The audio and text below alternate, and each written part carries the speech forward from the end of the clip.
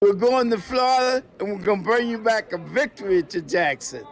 Yeah. God the yard! What'd you say now, Chuck?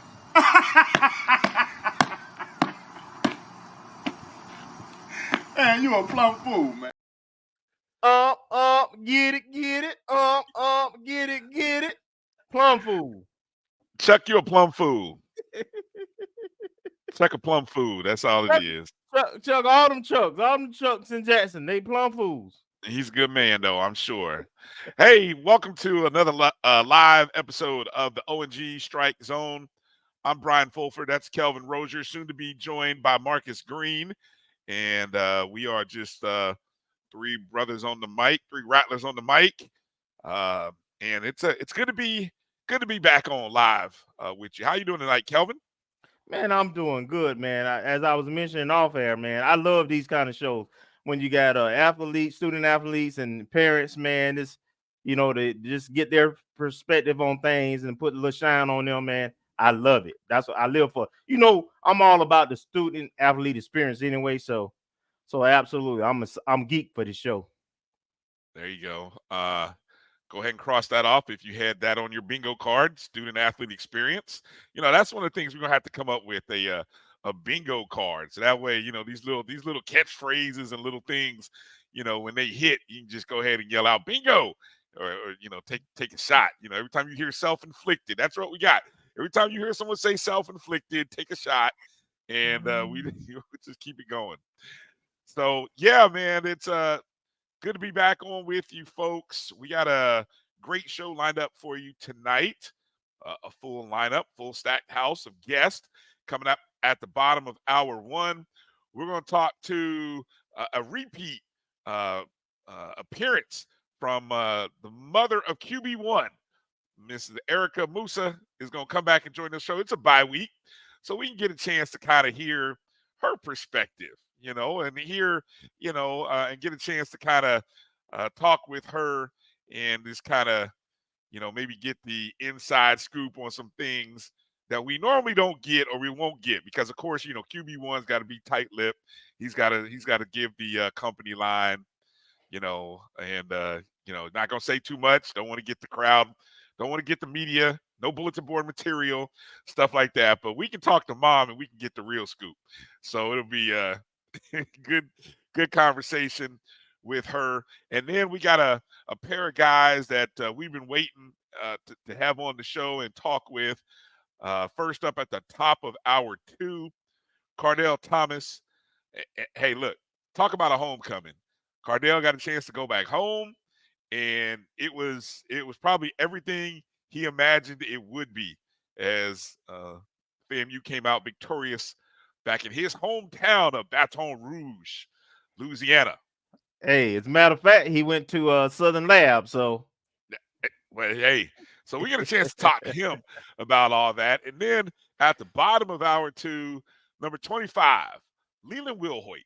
I like to think of Lelan as the X factor. He could be the X factor. I still go back to what I saw that young man do in the spring game a couple years ago, and before he got hurt last season.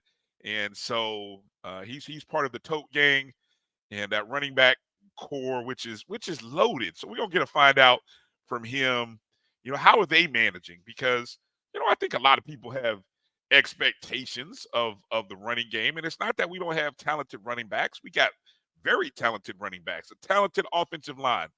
So we're gonna find out what's what and talk to Lelan. So it'd be good to talk to a pair of student athletes and talk to Erica Moussa as well. Let me quickly go through some shout outs, as you guys have been great about jumping in early, watching us on Facebook and YouTube.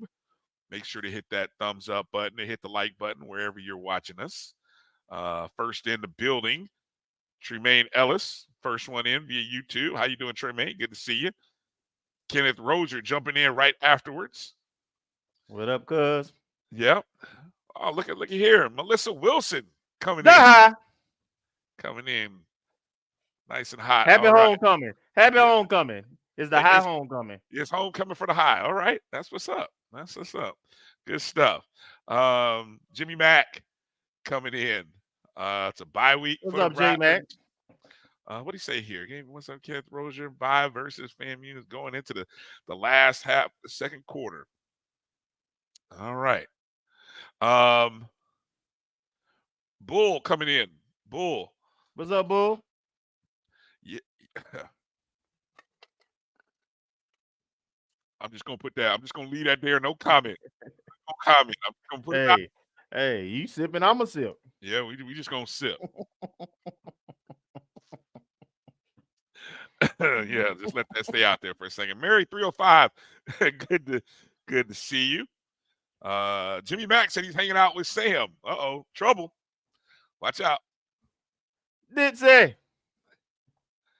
Kenya Sykes checking in. Good to have you on. Tamara T also checking in. Good to see you. Thanks for coming in. Marcus. Hello, Marcus. Good to have you in. Doc, good to see you. Dr. Lori What's Wilson. up, Doc? Of course, always there to make sure any you see any folks come in that want to start something, won't be nothing. So Doc will put them down if they get out of hand. So keep it clean in the chat room, especially on YouTube. Have fun, but don't get ridiculous there. Let's see who else we got. Coming through. Just scanning through. Did I say Meredith? Meredith, hey, how you doing? Good to see you. What's up, Meredith? You. Yep. Montre Bennett coming in. Ashton Harris coming in. Good to see you, Ashton. Hello. What's up, Ashton?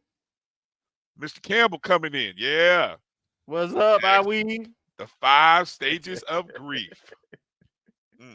Yes. Denial. Some of them still on denial. I see a Jag here talking about later this season they're gonna get their get back. We'll get to them. Okay. Yeah. Okay. Let's see. What do we got here? Rick Kinsey checking in. What's up, Rick? All right. Good to see you. Welcome on. What is this? Tallahassee 4-0 against Baton Rouge in the last 2 years. He's talking about both teams. Both teams. Okay. All right. Yep. Mac Webb, another one bites the dust. Yes, indeed. Good to see you guys all jumping in. John Taylor checking in. Good to have you. Coach Rossi. What's up, Coach? Thanks for coming in, Coach. There you go. Williams. I hope so, though. I would love for the Jazz to come to Bragg Stadium, Ken Riley Field in December. And bring the band with you this time. No excuses, right? Bring the band. Well, I'd love if we had, I'm not going to get into that, but, it would have been nice. With that environment, man, and it probably would have brought in a few more thousand fans, too. Yeah, the whole band thing seems to be one, and I think maybe it's because of this new heightened sense that we all have with this Band of the Year competition and all that stuff. It's fine. It's financial, but I think it behooves the SWAC to work with institutions to try to encourage and minimize costs so that rivalry games like this, that you have the bands involved, because that's what makes it special. That makes the environment and being in the SWAC what it is. When you have also you have the game and you have the game outside of the game in the stands. So yeah, I hope they find a way to make that work where at least all these rival games that teams can afford to travel.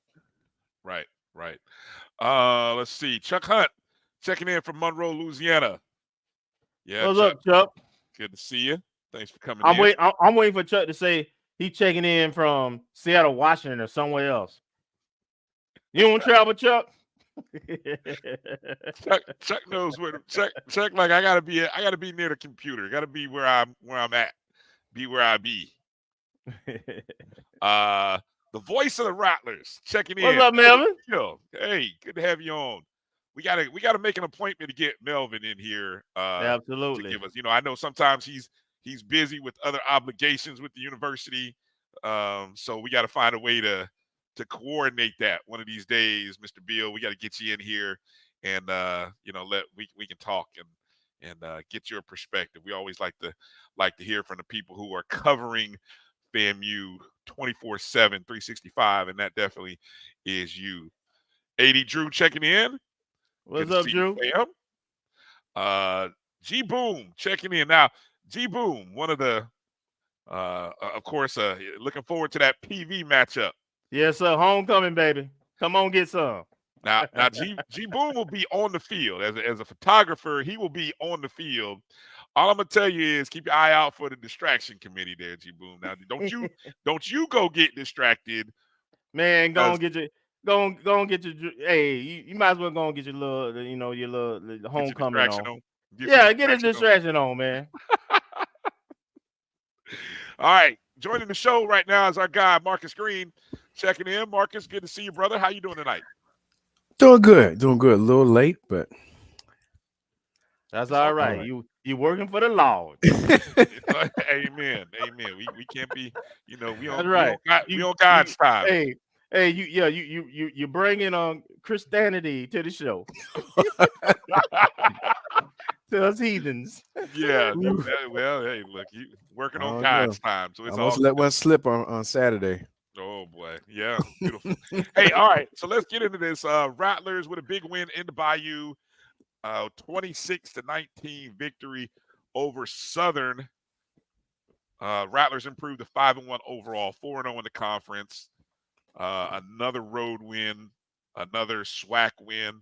I think we're up to about 11 consecutive SWAC wins, 8 consecutive road wins. Have not lost a game on the road nor at home in the conference. The 2 losses, of course, in the 2.5 seasons have all come at neutral sites.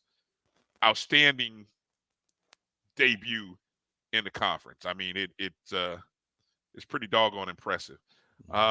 This game, of course, was built up because both teams were preseason. First place. Yeah, first place predictions. And what do you know, coming into it, you had Southern that was tied, unbeaten in the West, FAMU in first place in the East. And the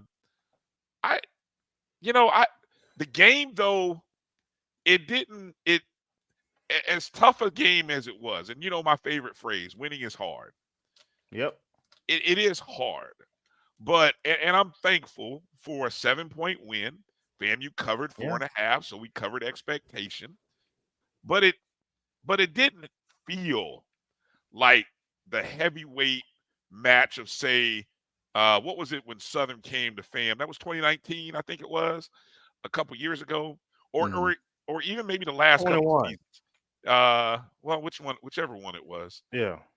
Which one, the Xavier Smith catch? Yeah, the 21. Xavier Smith catch. The Xavier Smith. Yeah. I don't know. It just. I think it was 19.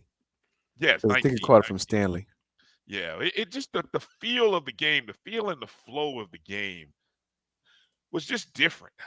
We had a chance, obviously, we did a little watch party thing, so we had a chance to all watch it live and together, and we've kind of had a chance to decompress from what we've seen. What are some things that you kind of are thinking about or have thought about, Kelvin, since the 2 or 3 days since the game? I'm encouraged, Brian, because I had talked about, hey, there was a little controversy. People were a little nervous.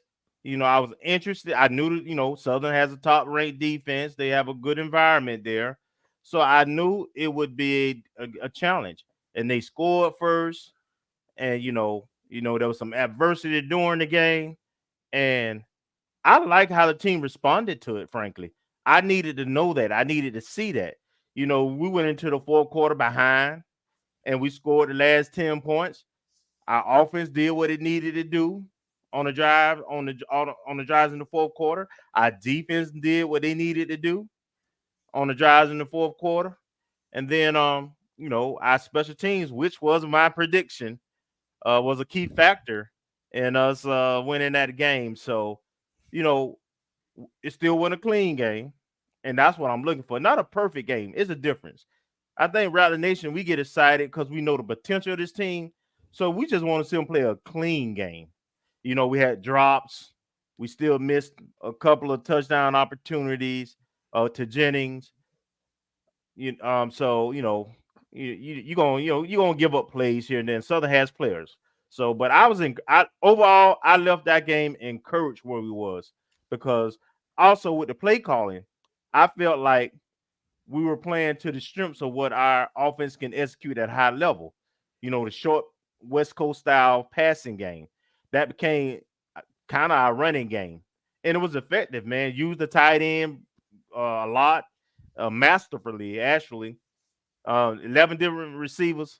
I came out of that game encouraged because I know this week we'll get healthier, and they'll work on scheming a little differently. I think in the run game, and our team is tested, right? We done won games every kind of way. We done got off the fast starts. We done got off the slow starts. We done had to come from behind. That's all signs of a championship team. So I'm encouraged. When you said clean, what defined clean for you? A clean game. What defined it for you? Clean for me is not 100 yards of penalties. All right. Is it the yards or the numbers? The yards and penalties, or the number? Both. What's the line? Is there a plus minus line? Especially when it's like pre-snap, post-snap stuff, right? Okay. Late hits, unsportsmanlike, jumping off sides, false starts, those kind of things. If we play those clean games, and then when the opportunities exist where it's easy plays, the passes that some of the guys drop, the couple of passes to Jennings where we miss. Clean game for me is just executing at a level that where the routine stuff is routine. We haven't had 4 quarters of that yet. Actually, I don't think from an offense standpoint we've had more than 2 quarters of it. But we all know if we get it all together, get that run game going, man. I mean, it's fun now, but it's gonna be awesome if we can get there, and that's what I'm looking for. We're playing a little lesser competition. There'll be some opportunities to put some whoopings on some folks. I want to see 40-50. I want 40-50. You'll never look. I'm never giving up the dream. You ain't gonna dream. You ain't gonna kill my dream. Okay. You won't. I won't be a dream killer. All right. Marcus, what are some things that you've been able to kind of take away over the last couple days thinking back on that game? Well, I guess the first thing, to echo Kelvin's point, we faced some adversity. We had a tie game late, and they pulled through. And so, going through a season like this where we have championship aspirations, everything, it's not going to be a cakewalk. And I guess Coach Simmons has already admitted we haven't seen a full 4-quarter performance by the talent and experience on this team. But even getting tested in a hostile environment, of a team that's leading their division within our conference and having to persevere through all of that and everything that happened during the course of the game, we had some key drops that could have sustained drives, at least one on 4th down, and one that would have kept the drive alive, and we had to punt. And going through all that and then still being able to come out on top with a late game drive with under 7 minutes left in the game, and actually to score 10 points in the 4th quarter. That was huge, I think, for the team's confidence going forward. And as Kelvin has attested to before, we may have played all of our strongest competition in the first half of the season. And that's just based on record and perception of their projected win total and finish within the conference or the division. So I'm really pleased about that we show the resolve and constitution to be able to come through. The other thing that I think hopefully we're working on is something I know Kelvin touched on a little bit before, is the penalties. And I was thinking about this during the game cast when you guys mentioned it, because I hadn't really checked. that we've slipped. We've slipped back to 2021 level. And even though that was a playoff season and we went 92, we were dead last in FCS in penalties per game and penalty yards total. And right now we are second to last through this game, with only Grambling being worse. So that needs to be cleaned up. And I was trying to find our roster roll up from the preseason, but with the number of seniors and graduate students that we have on on the team, it's a little bit surprising because we actually trended down for 2021. 2022 made some improvement. We moved up maybe 19 or 20 spots from where we were in 2021 when we do the year-to-year comparison. So I'm hoping that gets cleaned up going into the second half, because that's not sustainable, and that's something that we don't want. And dare it become a characteristic. We've seen it a couple years, and we don't want it to be a characteristic of the team and of the program. And hopefully it's just a one-off, but it's happening pretty often.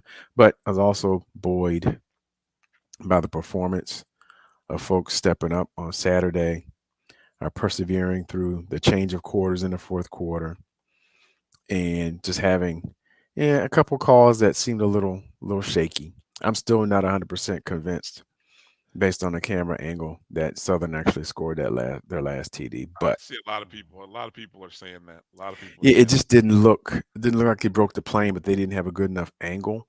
But from the angle we did have, it looks like he got stopped like half a foot short.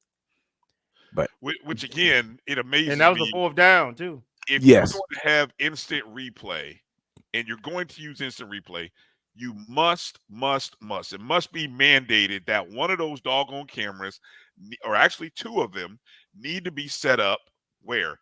So they has a clear line of sight on the goal line. Well, let me say this.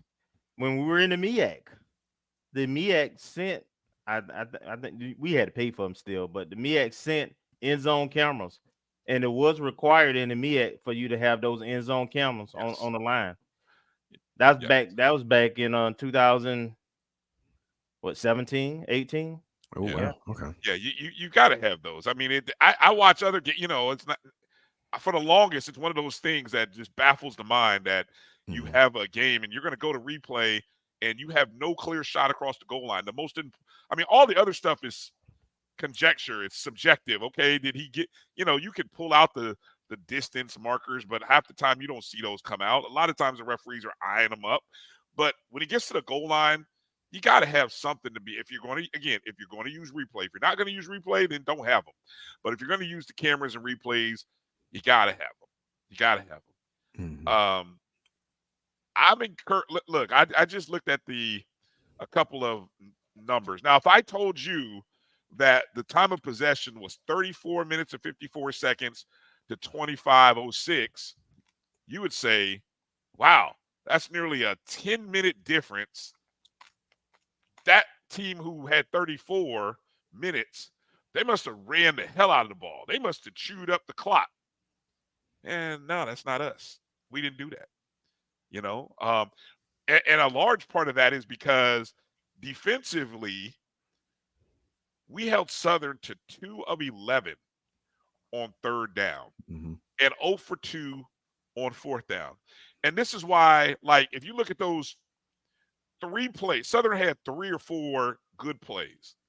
So explosive plays, plays, right?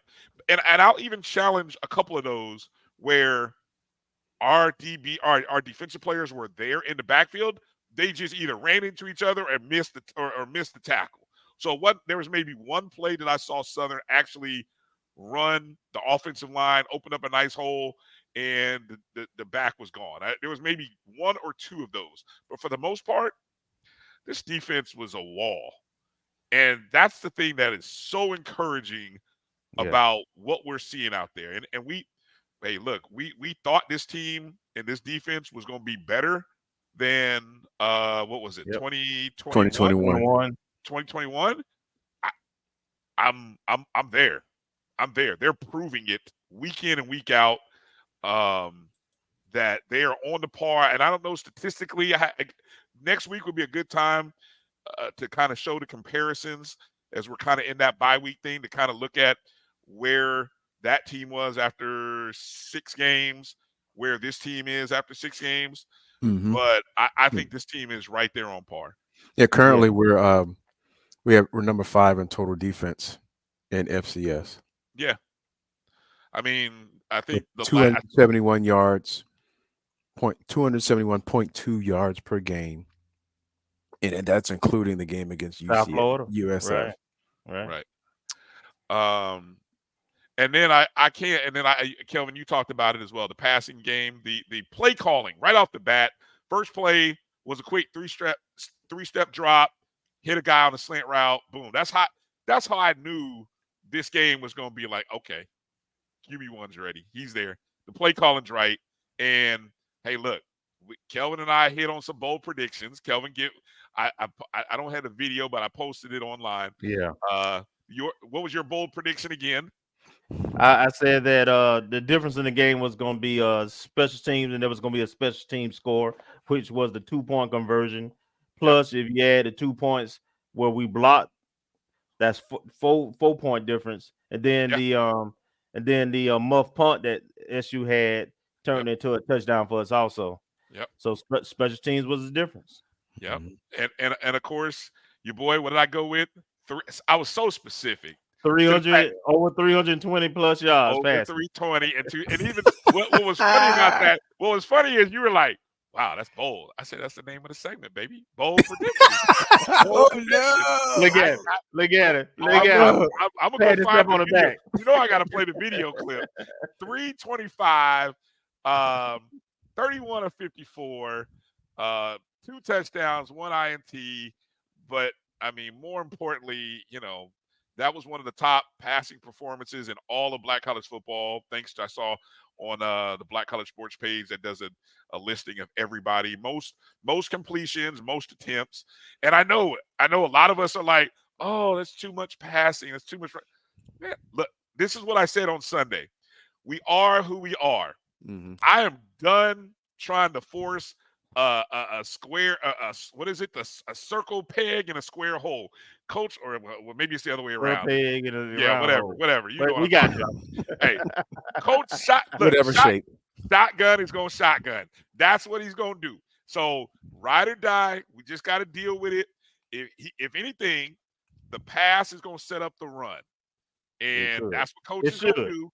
The pass is going to set up the run. I know everyone is going to be like, oh, it should be the other way around. Look, that's not what that. Let's accept the reality of what we are.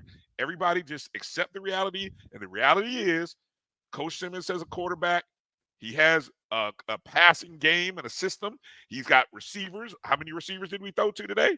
Like 11? 11. We had 11 different receivers catch the ball. Yeah. Guys all over the place running free. I mean, and he has a defense. So that's going to be the system. So let's face the reality of what we are, and let's stop asking for something else. Because I tell you what, I agree. Hey, I actually agree with you. That West Coast offense, short passing game. I mean, that's the magic. Get the ball to the playmaker's hand quickly, and let them do what they do after with the runs after catch. I agree. That's our formula. Yes, exactly. Thank you, Ms. Garcia. Well said. I love more. Anybody want to give me more praise for my bold prediction? I'm here to take it. All right, let's go ahead and take a break. Come up. We got QB1's mom, Mrs. Moussa, coming on up. We're gonna talk about what's going on. What's it like as mom? QB1 when you're listening and you're watching and you're hearing, and let's just see how moms deals with all of it.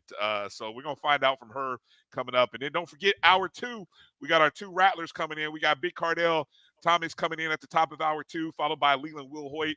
So go tell a friend, hit the share, and let Rattler Nation know. We got a lot of FAMU talk coming up here in the next 2 minutes. You're watching the O&G StrikeZone right here on the Black College Sports Network. It's never too early to plant the seed, to share the tradition, and instill a sense of pride in your HBCU with your little ones. HBCU Pride and Joy Children's Boutique helps you share your school spirit with a wide selection of adorable kids apparel and accessories officially licensed from your favorite HBCU. Visit hbcupridejoy.com And follow us on all social media at HBCU Pride Joy on Facebook and Twitter. This is Brian Fulford. AD Drew and I are co-hosts of the BCSN Sports Wrap. We talk about all things related to HBCU athletics. From the games, teams, coaches, and fan interest stories, we cover it all. You can find our shows on Facebook at BCSN Sports Wrap, YouTube at MyJBN Online, and everywhere you listen to podcasts like Anchor, Spotify, Google, and Apple Podcasts. You can also find the show on the Jericho Broadcast Network's app. Make sure to download. We look forward to you joining the conversation and being a part of the show. I'm returning to Clinton Parish, and Tampa's my community. I grew up here, went to school here, and my wife and I make our home here. What makes Tampa special are its people. So when I represent someone injured in my community, it's personal. Call my office and speak to a real lawyer and not some referral service. I will fight the insurance companies to get the settlement that you deserve. At the law office of Clinton Parish, we take the pain out of being hurt. Since 2002, Empowerment Resources, Inc., a nonprofit organization, has empowered more than 1,500 youth and adults in Duval and surrounding counties through its programs Journey into Womanhood, Girls Mentoring, Life Skills for Teens, and Parenting Education Coaching. To get involved with programs, volunteer, or donate, visit www.empowermentresourcesinc.org. Follow us on social media, facebook.com/empowerment.resources and instagram.com/empowermentJAX.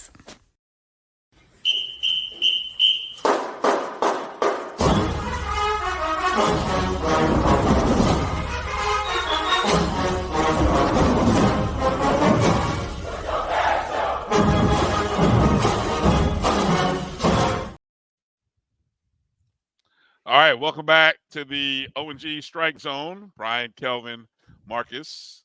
Just got to play this one good time for everybody, just in case you didn't hear it. I'm plum fool. You a plum fool. Moussa. Plus 320 yards passing. Ooh. Yep, I said it. Marcus, see? I said it. Look at you. Doubt it. That's the name of the segment. The name of this, that's called bold prediction. And 2 touchdowns, at least 2 touchdowns. You're gonna see. I'm gonna be like Coach Simmons. That's my quarterback. I hope so. That's my quarterback. That's my quarterback. That's my quarterback. All right. Well, that's my quarterback, but more importantly, this her son. Hey guys. Hey, how's it going? How's it going, Brian, Kelvin, Marcus? Thanks for having me on again. No, thank you for coming on. We love it. Hey, Brian, right on with your prediction. We were but somebody, I'm not gonna say, look a little bit, nervous, a little doubtful, a little nervous. So how you feeling today? Hopeful. Somebody was hopeful. Okay. I'm just gonna call you out. I'm like, okay, Kelvin wasn't on board with that prediction. Okay. I'm on the train. I was happy to see the guys talk on the field and get it done. Stop listening to any noise that's going on and just talk on the field. So it's a hard-fought game. Yes. You got to be obviously used to this from the standpoint of when you have a son that's a quarterback, just very much like a head coach gets sometimes more criticism than is deserved and probably maybe gets more praise than he should. It's a team game, but that's just the nature of being the head coach and being the quarterback, a QB1, so to speak. So how do you process that as a parent, as a family? What's that like for you and for the Moussa family? Well, first, it's an honor. It's an honor for him to even have the opportunity to lead such a tradition-based, fan-supported program as FAMU. So let me say that it's an honor. But as a mother, when you start hearing the chatter, it's tough because the mama bear in me wants to say, well, who are you to criticize my baby? What are you doing, you bunch of couch coaches? When's the last time you dedicated your life to a sport and worked your ass off every day? Oh, but then I have to say, okay, wait a second. Let me take it back a little bit.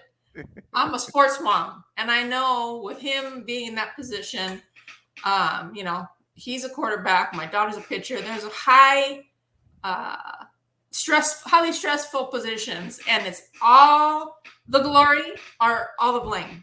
So when you think about it, okay, that calms me down. Okay, take it back there, Mom Bear. Just kind of calm down. Okay.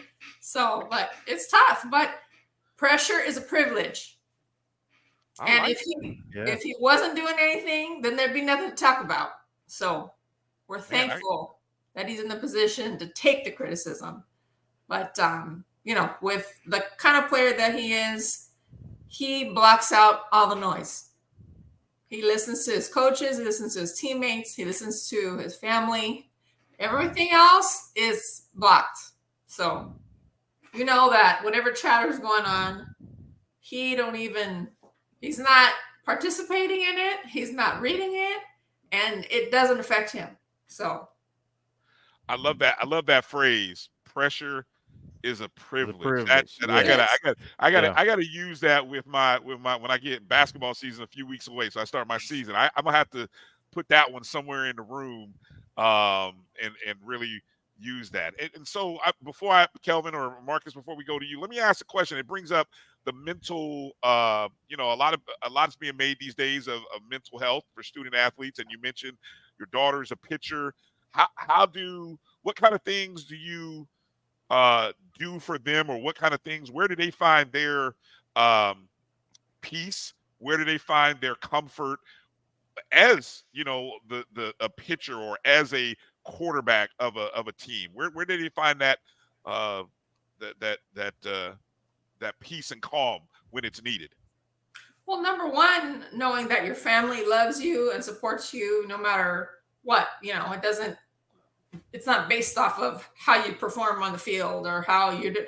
No, you know, it's going to be some highs and some lows. And, but most importantly is knowing that your coach believes in you. So knowing that your coach believes in you, even when you're going through the rough times or rough patches, that's huge, because we've seen both sides of the coin. And when they're going through that rough patch, and they don't have the support, or they're yanked, you know, they're not allowed to work through it. So that makes them even just tighter and second guess even more. So knowing that your coach is backing you 100%, that's huge. So nice. Go ahead, Kelvin. So we got a chance to see you and the crew at the OBC, and then I know you all went to the USF game. Tell me how you enjoyed Florida and those games in those pro venues, and then talk about, you know, what your schedule going to look like for the rest of the season. What's on the travel schedule? Yeah, no, it was awesome to go and meet you guys in person. I know we didn't get to see Marcus, but you know, Kelvin and Brian, to meet you guys out there, and what a great opportunity, you know, of starting the season off with getting that monkey off our back by beating Jackson State. It was we can breathe, you know, right? But amazing time with the family in Miami, you know, doing some sightseeing, and then heading over to Tampa, enjoying Tampa, and then, you know, getting to play in the professional stadiums back to back. You know, how lucky are these guys to have that opportunity? But, you know, unfortunately, that wasn't the outcome that we'd hoped.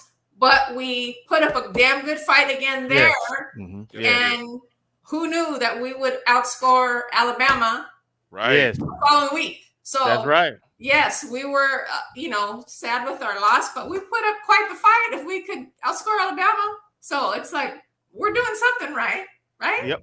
We're doing good. We're a tough team.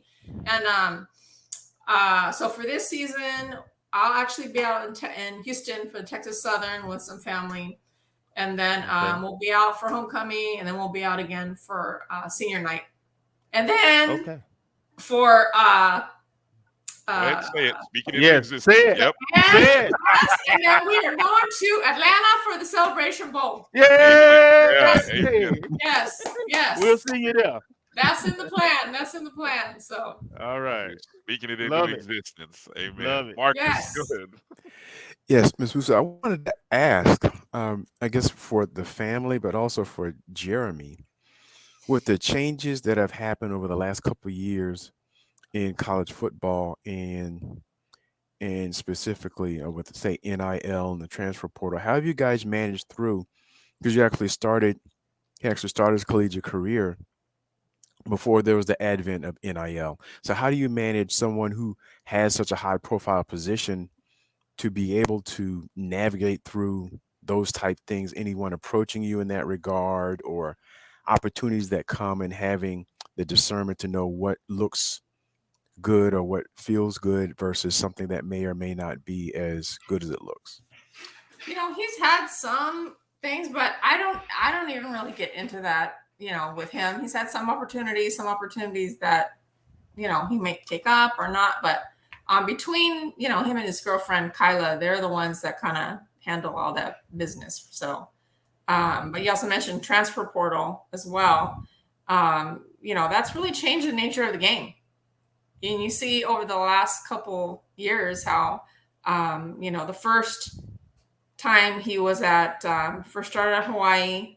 And then, you know, at that time, if you wanted to transfer, you had to sit out a year if you go from D1 program to D1 program. So he would rather bet on himself, go back home to junior college, than sit out and wait another year at another D1 program. He said, I already sat out 1 year. I can't sit out 2. So, you know, if that time, that's a different trajectory.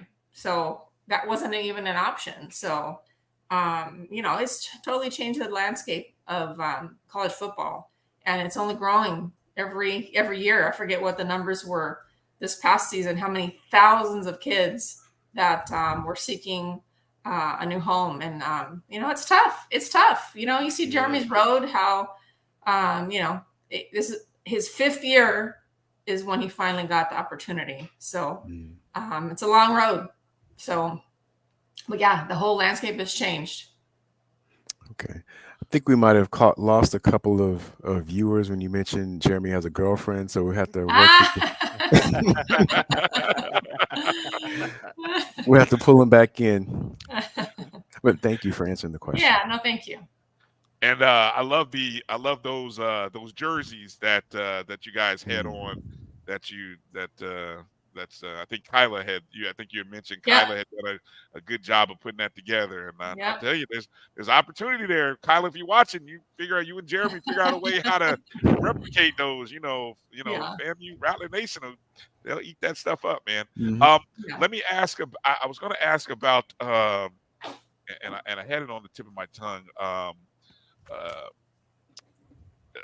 I can't. It's odd. I can't even process where I was going to go with the thought. As you look at this upcoming, it was Xavier Smith and his mom. They were out in California. That's where I was going to go with that. You had a chance to meet, and obviously you probably know Xavier's mom and family and Xavier and everything. So he's playing for the Rams. His family was out there. I think it was at a preseason game when you got a chance to go. Has there been any? Have you stayed in touch? Is he? Has there been any checking in on him to see how he's doing? What?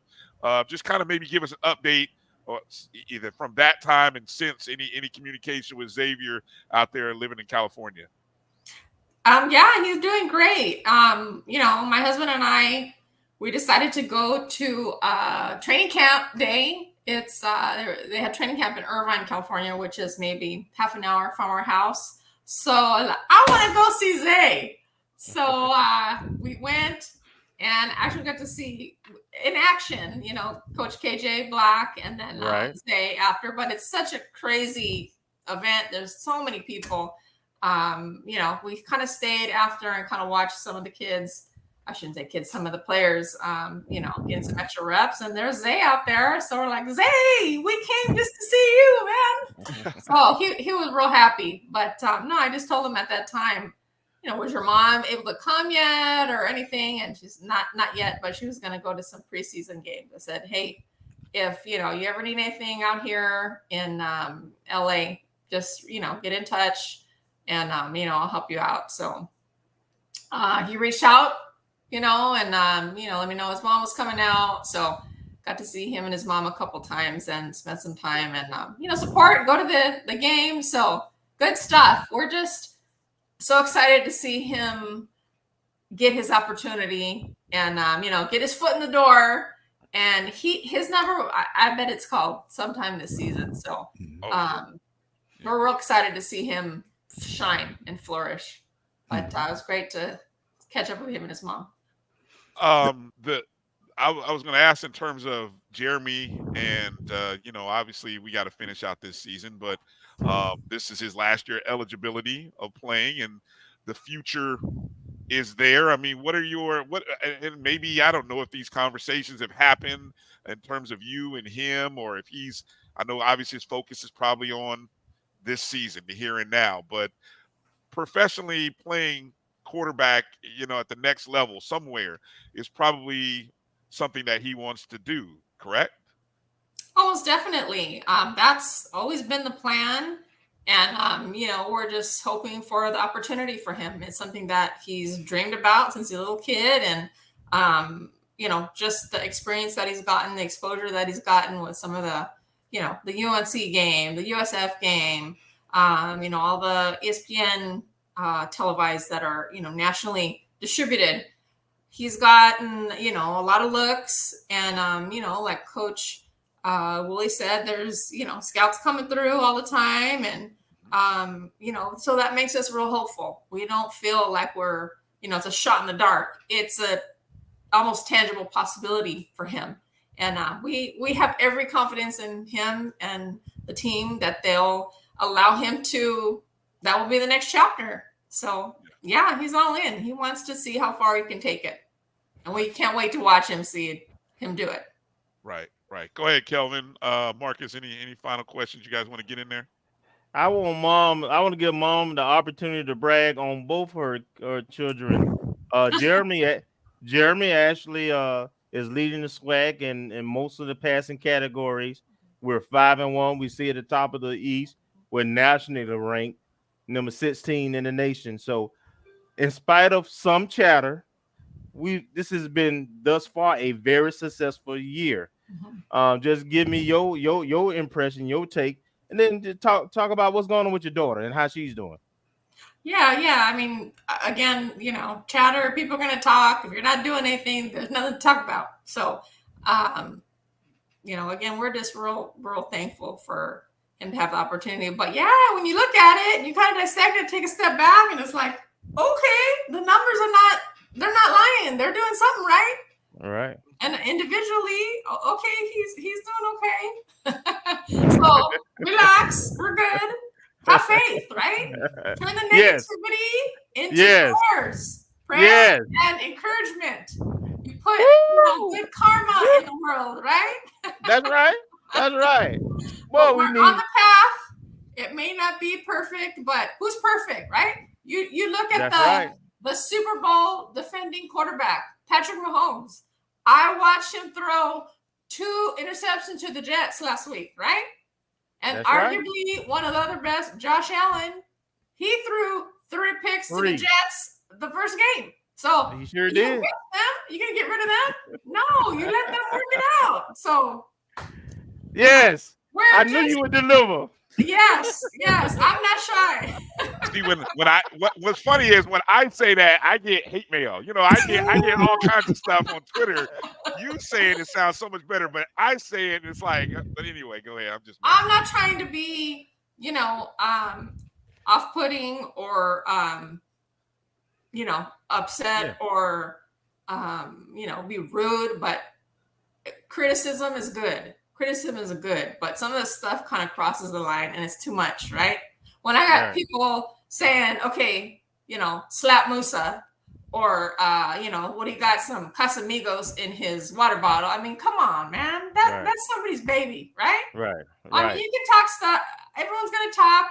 Don't get me wrong. We say stuff and we're yelling and screaming at the TV too, but it's because we care and we're passionate. Right. So turn the negativity to praise and prayers and good karma. Put it out there. That's how we're gonna get to the Celebration Bowl, when everyone's behind and wanting to get to that destination. So okay, and your daughter.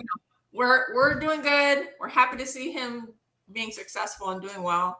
Same thing, my daughter, junior year, they're just getting started in their season and, just starting, getting the rust off from last year and putting the work in. But one thing I will say, both of my kids, they work their ass off, okay? You only see what they're doing on the field. You don't see the work that we put in every day. My daughter, all summer, lifting weights with me all summer. Like, it's dedication all the time. Right. And both of them are obsessed with the game. They're obsessed with attaining perfection. So if you think you got somebody that's kind of, half-assing it or just kind of, no. Jeremy puts in the work relentlessly. So if any, they say, oh, he's not this enough, he's not that enough, he's not what was one? He was not excited enough. He got receipts. He got receipts. Well, I love it. I don't respond, and I'm not going to get into a Twitter fight, Right. But that's the mama bear in me. I can't not have an emotion about it, right? Right. But then you got to step back and then, okay, take a breath. This is ultimately a great learning lesson. Yeah. Because if if he's lucky enough to continue to go on, it's only going to happen on a much bigger scale. And we're watching this happen right now with Jordan Love with Green Bay. Jeremy trains with the same trainer that grew up training with Jordan Love. So he was doing real good the first couple games, and they were praising and doing real well. But then, okay, after last night, this morning, what's the talk? Oh, is he good enough to be the franchise quarterback? So it's like, you know what? Sometimes they love you, sometimes they hate you. That's just part of the deal. Yeah. What can you do? If you're strong enough to be in that position, lovely, right? If you're not, you need to get out the kitchen. You can't handle the heat, right? But my son has been raised under pressure his whole life. Nothing has come easy. Nothing. So if you see him or you think like he's not excited enough or whatever, Jeremy is so prepared. He doesn't have to get high or low. He's like this the whole time. He's calm, cool, professional, locked in. That's what you're getting. So if you're not seeing him yelling and screaming, whatever, no, he's like this all the time because he's locked in. So just know, if you want anybody leading you, Jeremy is amazing. Hey, so get on the train and get with us and not against us. Hey, look, love it, Mama. FAMU prepares you. Look, FAMU will prepare you for the next level, whatever it is, good and bad. FAMU will prepare you. So, hey, all this criticism is part of the position. Yes, and I want to reiterate, I don't want to be offensive to anybody. I'm not, calling anybody out. It's a lot to deal with when you got, Mama being mama. Back, take a breath, and it's good. There you go. Yes. This is. I love your authenticity. You are who you are. You have a great way articulating things, and I just appreciate you coming on the show and sharing. Well, with thank you. No, Kelvin, I appreciate the opportunity, and we had the opportunity. We're real. We're not trying to showboat or that's my kid. No, we're just hardworking, humble people. And we're just super proud of our kids and what they're doing and what they earned on their own. We were not, kissing some coach's ass to get on the team. No, they earned it on their own, and they can be proud that they did it on their own. Mm-hmm. Well said. Well said. I want to give you any final shout outs or anybody you want to shout out before we head to commercial break. No, again, I'm just thankful for the opportunity. And again, my kids will laugh, like, why they want to talk to you? I hope I entertained you a little bit, but no, you're great. Like I said, it was cool actually getting a chance to talk to Jeremy at SWAC Media Day. He got it, him and Javen. I got a chance to talk to him, and he was laughing. So I mean, it's good. So now we got to get Jeremy. We got to balance it out now, because he'll be like, you didn't have my mom on the show twice, and you've only had me on once. So we got to figure out a way how to balance it out. So we'll do that here before too long. So, well, are you guys gonna be out in Houston? I will. Yes. Okay. Well, we'll see you in Houston, Kelvin, and then I'll see you guys in Tally for homecoming. Yes, all indeed. right. Yes, Looking all right. forward to it. Make sure you guys follow. When you see the number 8 in the family of jerseys, make sure you give a shout out to the Moussa family when you see him out there in Texas. Those of you, and when you see him at homecoming, you can always hit up. Give your Twitter handle out, because I know it's a good follow on social media. What's your follow there? Oh gosh, what is it? I think it's at Erica Moussa. At Erica Moussa, I believe. Yes. Yeah. Yes. All right. At Erica Moussa 1. All right, so you guys make sure to hit her up. Tell her you appreciate her coming on. Yes. Let them know how big of a fan are you, son. Even if you don't 100 buy in, just tell her anyway, because that's the guy that's going to lead us to where we need to get to. So just again, hey, thanks again for coming on. We appreciate you. We'll see you down the road. Safe travels to Texas, and on. Tell the rest of the family hello. All right. I will. Thanks so much, guys. Have a great rest of the show. Thank you. All right. Hey, coming up right after this break, we got our big fella Kardell Thomas coming in. We're gonna find out what it was like to go home and eat. Bring some rattlers. Bring his band of rattlers in to Baton Rouge, and what that was like. I bet that was fun. I bet that had to be fun. So we're gonna talk to him on the other side. Make sure to share the show. Make sure you're following us on Facebook, Twitter, Instagram at O&G StrikeZone. Hit the thumbs up and the like button wherever you're watching us, and get ready for the interviews coming up with Kardell Thomas and then Lelan Wilhoite at the bottom of hour 2. You're watching the O&G StrikeZone right here on the Black College Sports Network. If you think all pads are exactly the same, think again. This is Always Ultra Thins reinvented with the Always Triple Protection System. This pad wicks gushes 90% faster, absorbs even more so you can feel dry, and locks odors in. Rethink your pad for up to 100% leak-free and odor-free comfort with the totally reinvented Always Ultra Thins. This is always like never before. The Cuvée Group is a Florida-based marketing and training consulting firm. We help businesses communicate to their target audience and engage them in conversation. We also help to expand their audiences, which will ultimately result in growth for those organizations.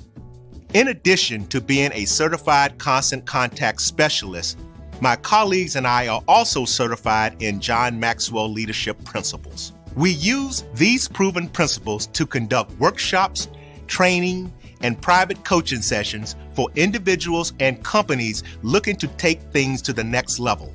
Contact us to schedule a free consultation. Issues today, don't delay, call Cuvée. As technology continues to bring changes to the world of education, it's time we also reimagine teacher professional development. Gone are the days of one-size-fits-all learning that can only be accessed at a specific time and place. The Stride PD Center is an on-demand library of mobile-friendly courses that allow educators to learn anytime and anywhere. Our dynamic courses provide bite-sized learning and help educators advance their knowledge while also gaining professional development hours. The best professional development plans are those that include a level of flexibility and choice for educators. Whether you're a teacher, school, or district, visit us today to take charge of your learning.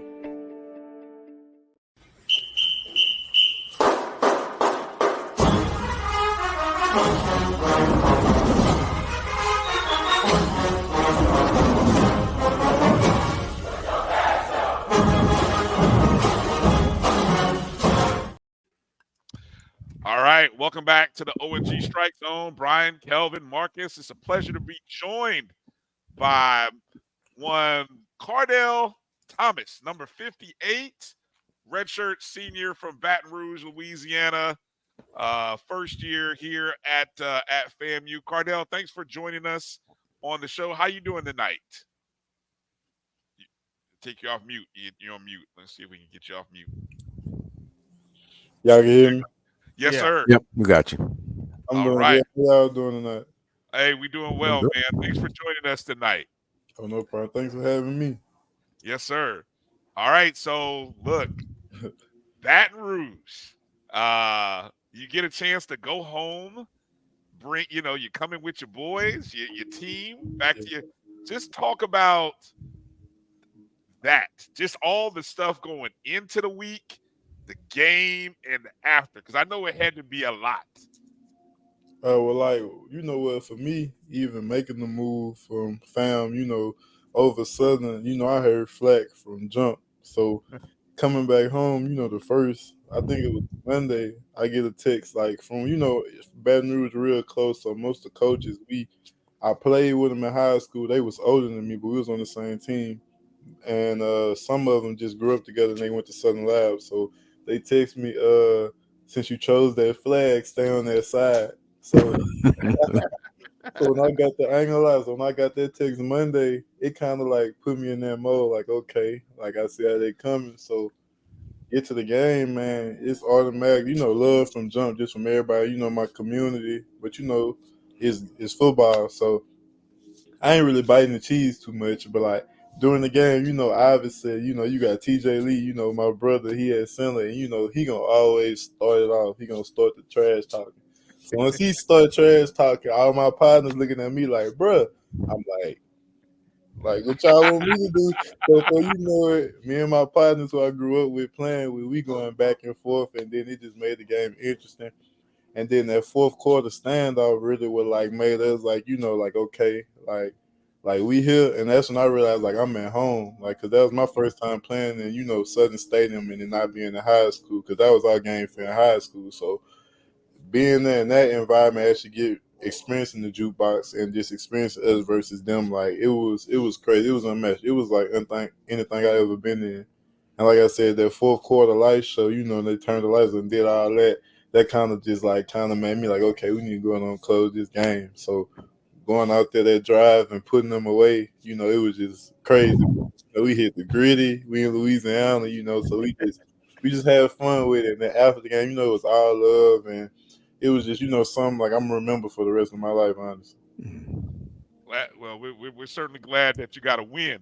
Yeah, most definitely.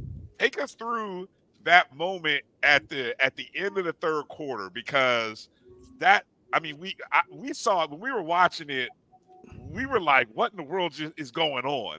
And then we heard the post game, Coach Simmons and Coach Dooley. You've heard the different comments from them, which are kind of funny. But as a player, when that happens, when the light goes out, just give us a sense of what was going on in your mind and your teammates' mind. Oh, really? Well, for me, from jump, once I seen they got the lights, you know what I'm saying? Once I seen they even put them in, I was like, okay, I already know what this finna be for, So I was kind of already expecting something. But my teammates, like even when I first got here, Mara, our tight end, he was telling me, he was like, I ain't gonna lie, bro. The one team I don't like, bro, he was like, it's Southern, bro. And I just made him say, I asked him, I was like, why Southern? He was like, bro, you gonna see. And that fourth quarter standoff, it told me everything about why they did not like him. You know what I'm saying? But it's all in football, though. But, like, but through our mind, we like, if they're going to run to the middle of the field, like, we ain't no punks. Like, we gonna go stand off and let them know. Like, and we was telling them straight up, we was like, y'all run to the middle of the field, we going to show y'all with this win. So, we came out with the win. They played a hard, tough game. But, just that kind of gave us a boost in energy. Like, it was like what we needed. Like, when another team, come across the field on, in the fourth quarter, like, that's almost kind of like they feel like they can walk over you. So we had to let them know, like, this ain't that at all.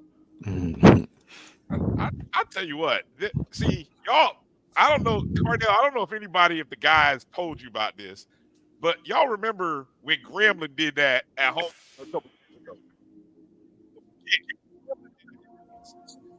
during the homecoming game, and Grambling did. I don't know what it is about, your brothers from Louisiana, but I mean, it was like the whole Grambling sideline came across the field, and it was crazy how that happened. But anyway, I don't know that y'all just get down differently. That energy, like one thing about Louisiana, like we feel like we the baddest, and like I said, like they was playing a good game, so like them walking to the field like made us like, okay, like we gotta up the ante. So that's really what it was. But nah, ain't nobody telling about the grounding thing, but I ain't surprised. All right, go ahead, Kelvin. So talk about the first half of the season. We're 5-1. We had a pretty good showing against a group of 5 school in South Florida, and we control our own destiny. The season by all metrics pretty successful. How has the season gone for you? And then what is it going to take to close out and end where we want to be, which is celebrate a national champion, celebrate a Celebration Bowl victory? Well, first with me and, coming through the season, for me, I just wanted to prove like I'm healthy. First part of my career, 2019, got injured. The year I won the championship at LSU, got injured. And from that point, just battling injury. So for me, I kind of feel like I'm on the right track of proving I can be available and be healthy. And one, just proving that, like I'm dominant. So for me, really just making sure focus on the little things like my hands, my feet, everything, scouts and just, people want to see from me and just making sure I really maintain my weight, with what I'm eating and stuff like that, staying holistic, eating the right thing. So for me, it just really been focusing on like being a pro and having all, to make sure I got the right resources for the first time in my career where this is my first year starting every game. So it's just making sure I'm handling everything like a pro. And as far as the team, what we gonna need to, to take it all the way, really, is just I guess I can say sometimes getting out of ourselves and getting out our own way. Like we the best and we know it. And I feel like sometimes we get so excited to where we forget that we just need to execute. And that's on everybody. So, and at this point, after that last game, I really feel like we got a good sense of understanding like what we can be, because it's like we always rise up and we notice that. But now it's just time to rise up from the beginning and all the way throughout the end. And I feel like with this next game that's coming up in the bye week and us getting a lot of people back, like JG, C's came back last week, getting all these nicks and bruises off us. Now we really finna be a great and complete team, and we're gonna execute. That's all we really need to do. It's the little things like Coach Simmons and Coach Hen, and our coaches tell us every day. So right now we're working on the little things, and we're gonna get them right. And when we do, it's just gonna be crazy. Okay. Nice. Go ahead, Marcus.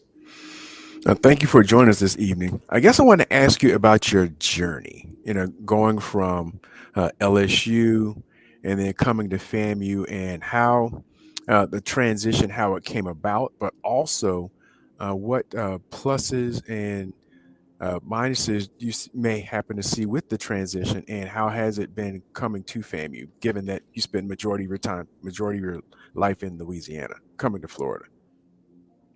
Oh, well, for me, my journey always kind of been, I kind of say I can always say I can been like the black sheep, the black wolf. Like no matter 5-star number 1 nation, I always had to prove myself. And I never had no problem with that because that's how I was raised. Like if you count me out, I'm going to count me in. And I always follow my feet. So for me, just my journey has just been, like I said, proving that I still am who I am. And I feel like this year I have been doing that. And just the transition, for me, I want to do something different. And I feel like I need to get, real development. So really the whole point of me leaving and transition to FAM was just me going out on my own. Like I was supposed to go to some major schools. I had A&M, I had a couple other schools, and I couldn't win D1 again. But this time it was about like the life after football. Because just being honest, sitting in PWI, LSU for 4 years is bigger, but I'm sitting and I'm realizing like I'm kind of losing that life, if that makes sense. Like, when I hop out the portal, I'm learning about bank accounts and capital, you know what I'm saying, and getting a loan from the bank. And I'm realizing I'm sitting in college and I'm sitting, you know what I'm saying, at this university, but like nobody telling me that. Like I ain't learned that till I got out from under that. So that's when it was like, okay, this time I need to be around people that's gonna care about Kardell. So coming to FAMU was just like meeting the coaches and networking and meeting different people. It's into what I mean, like with the farming that I do. My CBD company, sports medicine company. So it was kind of like setting life up with an opportunity to still go to the NFL is what led me here. So I did my research on this on FAMU and everything like that, and it fit me. And being here so far, the pluses is that it's like being at a HBCU make you man up, if it makes sense. Because at LSU, Yep. they're gonna do everything for you, everything like that. And I always been my own man, so like I ain't have no problem with that. So like coming here is almost like perfect for me because like they treat us like men. I ain't nowhere where I gotta worry about somebody worrying about where I'm going all the time. And it's just a sense of freedom here. So coming here really been a plus and stuff like that. Now obviously, what I'm saying, certain resources different, but I'm the type of person who I do different stuff anyway because I'm holistic. So it's not really a dropout because I kind of know what to do with my body with being here 4 years and stuff like that. So it's like I ain't the average athlete, coming from a PWI to HBCU because I'm kind of, like my own man. So coming here, just like I said, made me realize really too, you can make it from anywhere because we have scouts at practice all the time, and obviously I know why they there, So Right. and just like I said, actually coming to SWAC and experiencing the SWAC, it's something I wish I could have did probably earlier, honestly. Well, thank you for your answer. Thank you for your candid and honest answer. Yes, sir. Let me continue on with, you mentioned a lot of holistic things that you have going on, and who got you into living a holistic life and just understanding the importance of taking care of your body and maybe getting away from some of probably the foods that a lot of us or a lot of maybe your peers grew up on, especially as athletes. Who got you on that path, and how are you making that work for you? And do you share any of this information with your teammates, and how are they receiving it?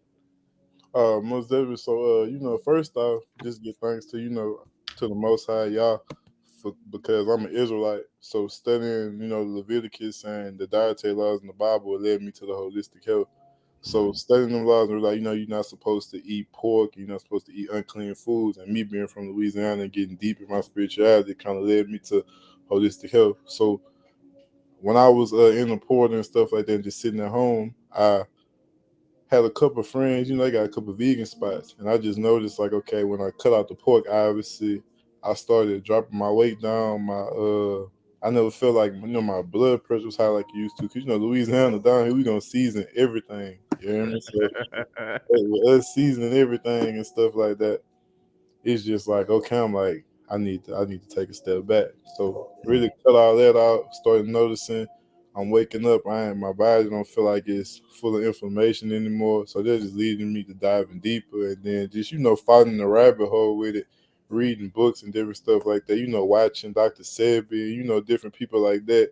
And I just really started like getting like, what I'm saying, like I said, heavy, and like I'm sitting here right now eating organic candy. So it's that's really what got me into it, just my spiritual journey and just seeing that it worked. And my teammates, they accepting it because like everything I'm doing, they trying to do it now. They like they waiting for my CBD cream right now. It just came in. So when we go, I'm gonna go home on the bye week, we're right in tomorrow, and go grab it and bring it back to them boys. But like really, they just been listening, they've been using it, and like, okay, it's working. So they just kind of been like looking to me for certain things. So it's cool. They just need to buy my products when they come out.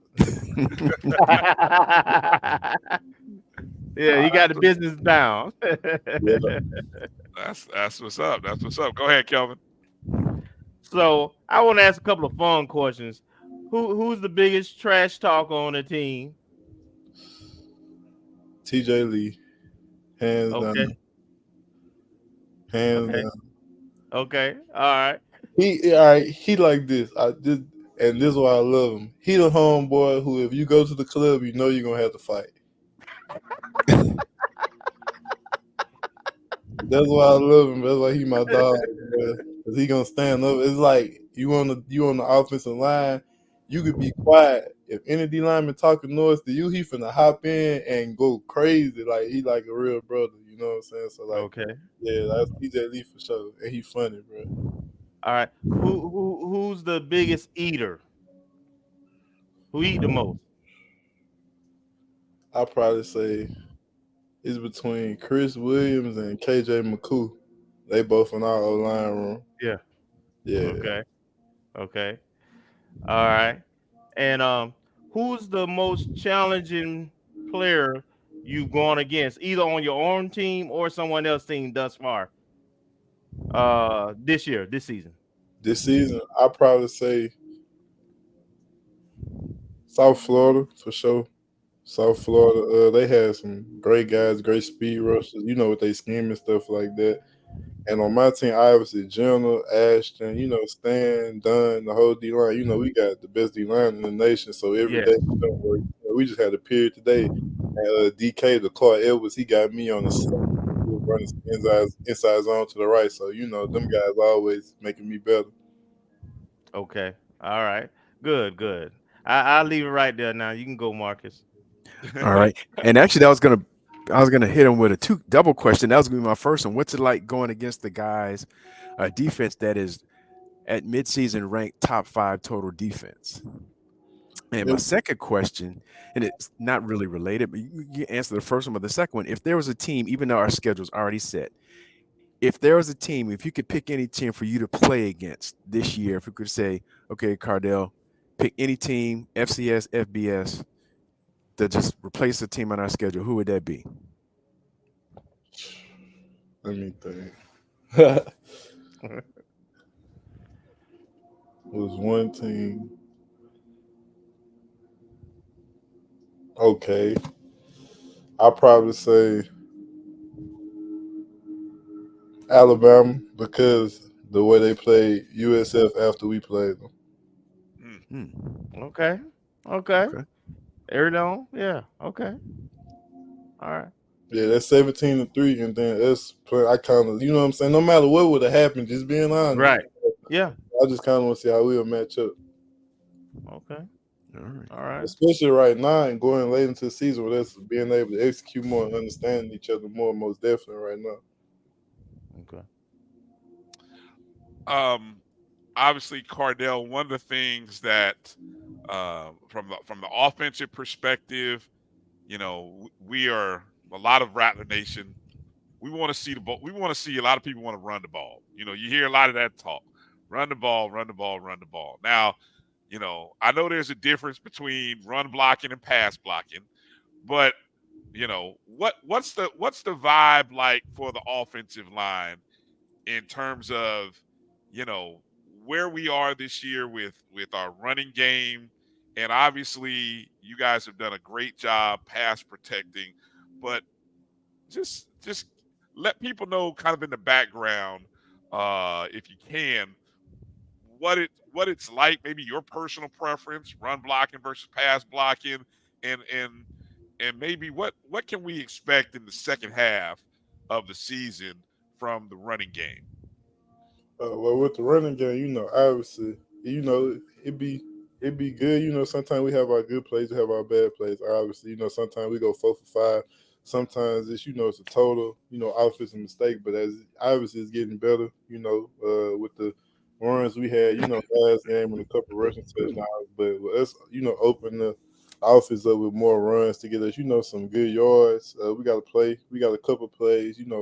That's really gonna open up the run for real as soon as we, just make sure, everything right on the back end, and with, seeing the defensive schemes and stuff like that, and just the way we scheme people up in this second half. Like I said, the run game gonna open up totally, and it's gonna be, a whole new different line. And for us, like the room and where we stand, it's probably, talking to Coach Henry, things like that. It's the best room we have, obviously, and like I said, getting a couple people back.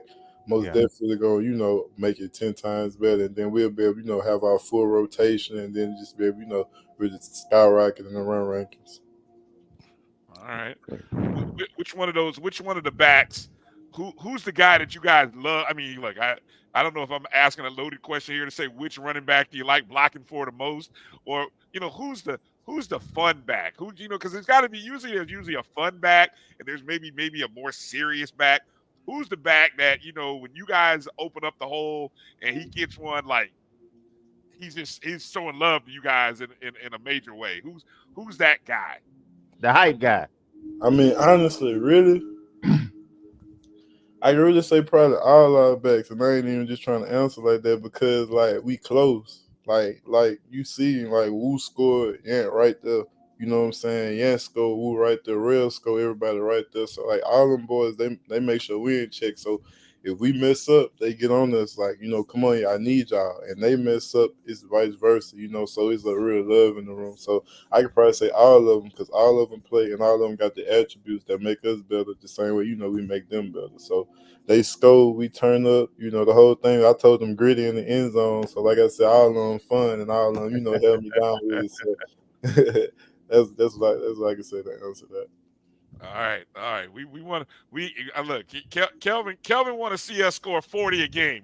He want us to see us get to that point where everybody's doing the gritty like 5 times, 6 times a game. Yeah, we most definitely do that. We gotta. Kardell, I know you graduated this summer, right? And but talk about what you got your degree in first, and then talk about your business ventures a little bit. Okay. Yeah. So I got my degree from LSU in interdisciplinary studies, and for my businesses, right now I own a farm. And actually, I just got off a call today. I just closed on like 10 acres right in my hometown with me and my business associates. So we getting ready to do a lot of things there. And my farm, we getting ready to grow orange watermelon and yellow watermelon up in Baker, Louisiana. And then with the other spot in Irville, Louisiana, that's getting fenced off. We just getting ready to probably go straight mustard greens on there. And then I'm heavy in cannabis, you know what I'm saying? I'm going through a couple processes right there to get my other licenses, for Florida and stuff like that.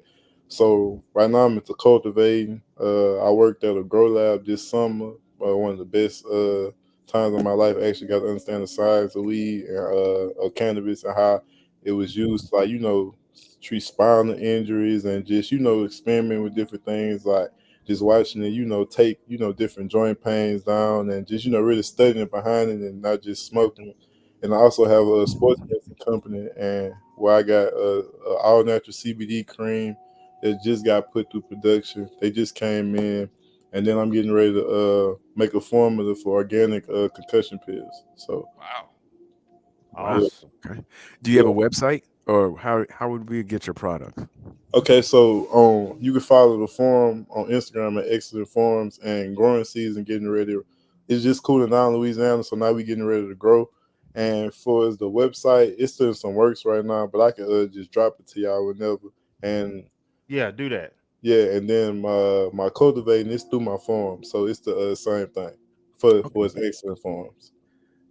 All right, you can modify your name. Yeah, on the screen that pops up, you can put your Instagram handle there. I got you. And then also, I'm partnered with JaQuincy Jones with Ecolone Soaps. It's a long-standing soap company that's been in business for like 13 years now in Louisiana, well known.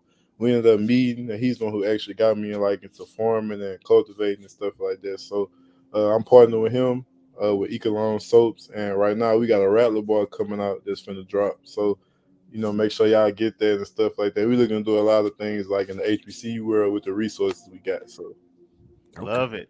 Now I got one more thing, and then I want you to lay it on.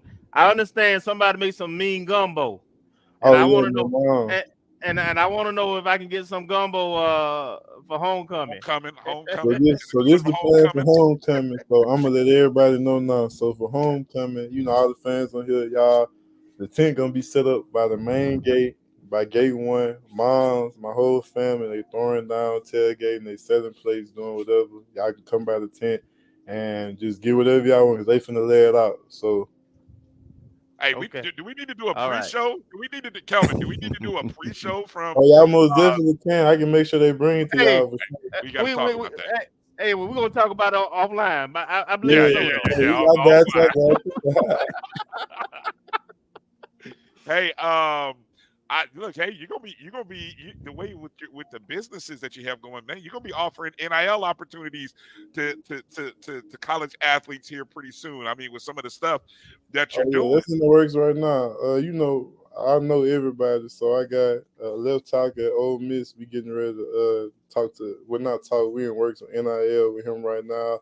one of my former high school players I used to play. Well, he was under me, but he goes to Baylor right now, and we getting NIL to him. The goal with the forum is to basically have it so we stabilize the NIL to where the kids and their families wouldn't have to worry about food while they're in the dorm. So that's what we're getting the paperwork and everything together now. So whenever we NIL, they can have free access to our farm food and stuff like that. So right now, it'll probably be locally so we can branch out elsewhere. But as soon as we find, the correct way to make sure everybody eat, that's the goal. Awesome. Hey, one last question. Kenya Sykes, what was the name of the soap? Which name won for the FAMU soap? What was the name of it? The Rattler Bar. The Rattler Bar. Okay. All right. Good stuff. Well, hey, Kardell, man, look, we got to have you back on when you got some of that other stuff ready to promote. I mean, all you got to do is hit us up. I mean, look, you're now official. You're a friend of the O&G StrikeZone. You're official. Hey, look. Yeah, if we would have did it in person, I would have brought y'all the gumbo. I got 2 in the freezer right now. Man, look, don't. This homecoming, this snow. Just tell me where to be. Tell us where to be, Kelvin. Look, let's talk offline. Yeah, we gonna make that happen. We will be there for that for sure. All right, Kardell. Last word. Anything you want? Give people your handles again. Let people know how they can follow you. Give you the plugs. I want to give you the last word here as we close out the segment. Okay, so my Instagram is my exact name, Kardell Thomas. Excellent Forms is spelled just like that. Excellent Forms. That's the total name. Ecolone Soaps on Instagram, and the other websites and stuff I'm gonna drop in there soon. But I'm gonna be pushing that through my other Instagrams and certain websites. So it'll be on there probably like by the end of the weekend. Just make sure you send it to us, and we'll definitely put it out there for you. I got you for sure. All right. Well, hey, Kardell, man, it's a pleasure to have you. First off, it's a pleasure to have you in Tallahassee. Pleasure to have you on our side, especially when that game went down in Baton Rouge. And man, congratulations and much success to you, man. I had no idea you had your hands in so many pots, but you. Oh yeah, man! I hopped out the port and I just ducked my head and just went into it. It's stressful a little bit, but like what's gonna come from it is the long game. Like being in college made me realize the long game is what matters. So I'm here for it.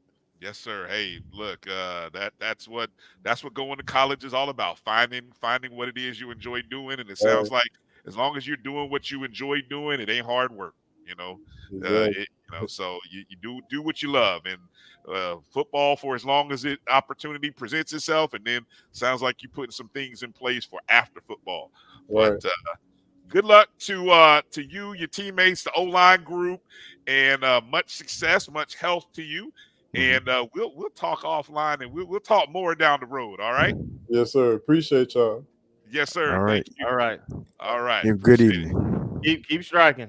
Yes, sir. Keep striking. You guys make sure to hit up Kardell. Let him know you appreciate him coming on the show. What an amazing young man. Impressive. Man, all right. Yeah. All right. So, hey, this show keeps getting better and better, and it ain't done yet because we got Lelan Wilhoite coming up here on the other side. More Rattlers, another dynamic, outstanding young man who we'll be talking to here in just a second. So take a quick break. We'll be back in 2. Talk to Lelan Wilhoite. You're watching the O&G StrikeZone. Yeah, I said that right. Right here on the Black College Sports Network. Since 2002, Empowerment Resources, Inc., a nonprofit organization, has empowered more than 1,500 youth and adults in Duval and surrounding counties through its programs Journey into Womanhood, Girls Mentoring, Life Skills for Teens, and parenting education coaching. To get involved with programs, volunteer, or donate, visit www.empowermentresourcesinc.org. Follow us on social media, facebook.com/empowerment.resources and Instagram.com/empowermentJAX. The human voice has always connected audiences with experiences. Major brands all across America have trusted Kever's voice time and time again. Conversational, powerhouse, intelligent, and sincere. That's the voice you need for your creative marketing process. KEAVERSVOICE.com. Kever's Voice, Kever's Voice, KeversVoice.com. Always on, all the time. Nope. Nope. Come on, him? Ooh, I like him.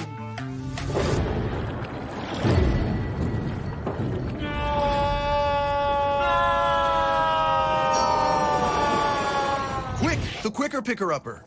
Bounty picks up messes quicker, and each sheet is 2 times more absorbent, so you can use less. He's an 8.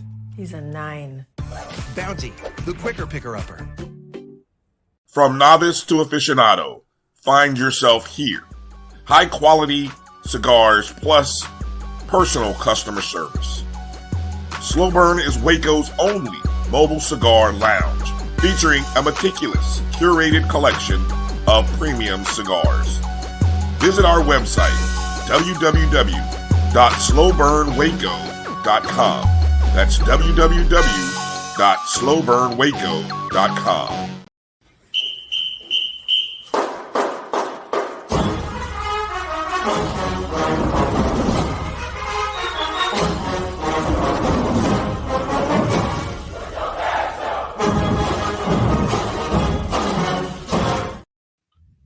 All right, welcome back to the O&G StrikeZone. Brian, Kelvin, Marcus. And let's see if we've got Lelan here joining us. Let's see. Lelan, are you there? Yes, sir. I'm here. All right. How you doing this evening, man? I'm doing good. Can y'all see me? No, we can't. I don't know why it's not showing. We can't. Are you on what are you on what iPhone or iPad or? No, I'm in the computer lab. It has a camera. Hold on 1 second. I'm trying to see. All right. We'll give Lelan here a second here. Let me see. I don't know why it's doing this. Let's see. Are you able to log? How about are you able to log back in? Yeah, I'm gonna try that. Okay. We'll have you log back in here in a second. Leland's gonna come in and join us. Of course, Leland, a redshirt senior running back from Nashville, Tennessee. Been at FAM now a couple of seasons. More recently, had a really good game against Mississippi Valley State. 3 carries, 29 yards, and working his way into that tough rotation. I mean, we got a lot of weapons, and when you have a lot of weapons, man, it's just it's making it happen when you get the moment, and you don't wish injury on anybody, but sometimes when one guy goes down, you're able to the next man up. All right, let's see. I think we got him here. How y'all doing? Hey, all right. There you go. How you doing, man? Man, I'm blessed, man. How y'all doing, man? Hey, we're doing well. Good to have you on, everyone. Lelan Wilhoite joining us on the show. So Lelan, how are you enjoying or taking this bye week? You got the season. We've been talking about it. We're kind of at that point where 5-1, 4-0 in conference. It's a great, successful season.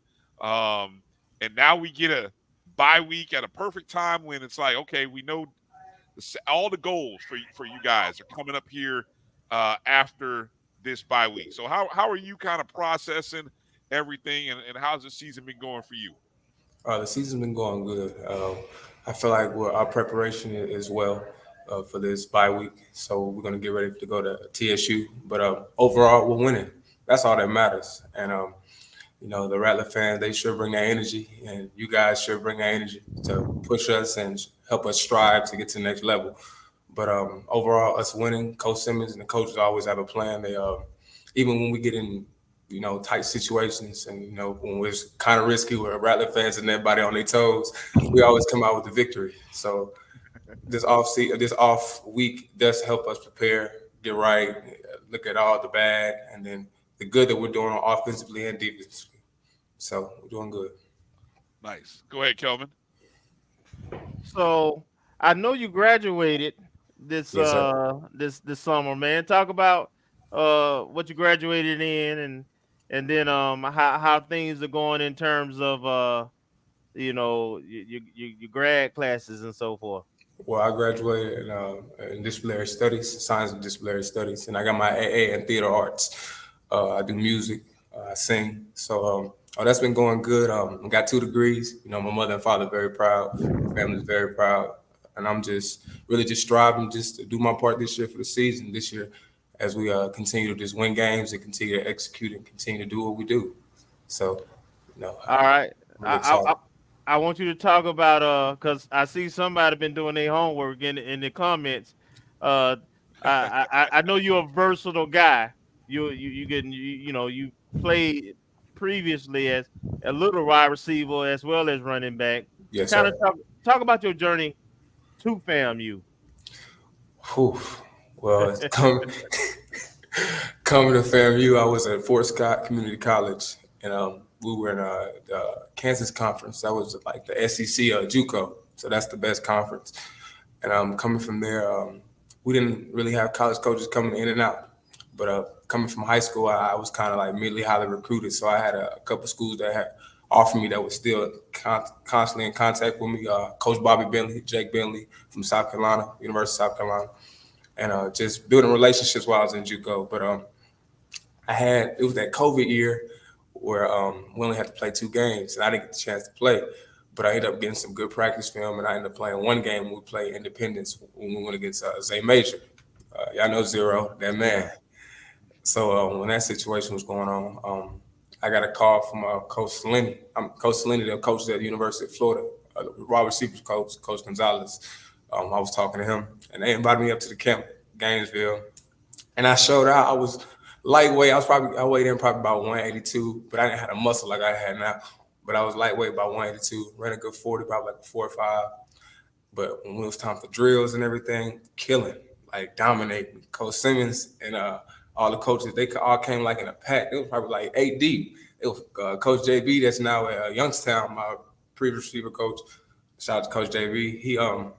He eyed me first, and he saw me. He was like, "Yeah, you like that." He was following me everywhere around the camp. Then all the coaches was following, and my mother and father and my auntie, my cousins, my granny. We packed like a whole like family trip. We was like 20 of us. We all came up because we thought this was gonna be it. You know, I didn't think I was gonna be able to play football again because of the situation that I was in. But I didn't lose faith. You know, and I appreciate Coach Simmons and the coaches for continuing to believe in me even during that situation. But now I'm getting off, and the coaches, I could say here, I was ineligible at the time when I was in JUCO, but I ended up getting a lot of interest. FIU, FAU, Florida State, a lot of schools was really interested in me. And FAMU, they took a risk on me. And I owe FAMU. You know, I owe Coach Simmons, I owe the whole organization, the administration, people who helped me out here. I owe everything to FAMU because, you know, I put myself in a hole being here. You know, it's been a lot of good and a lot of bad, but one thing I definitely say is FAMU's helped me grow up a lot, and this team's helped me grow up a lot, the university, and I just love it. Awesome testimony. Yes, sir. That's great to hear. Yeah. What you got, Marcus? Oh, thanks for coming on the show, Mr. Wilhoite. I guess my question for this is, I've noticed in the time that you've gotten in and even some practice highlights over the last couple of years. I don't know if you're familiar, and it's probably before your time, but in basketball for the Pistons, when they were in their championship run in the late 80s, there was a guy, Vinnie Johnson, nicknamed the Microwave, because he would just come in and heat it up. And you have a very similar personality. How did that develop in terms of having that impact on the team? Is that something that you developed over the years, or has it always been a part of your personality? I'm just passionate about the game. Like people tell me all the time, I'm a young old soul. I study the greats, so the work ethic and passion comes from this.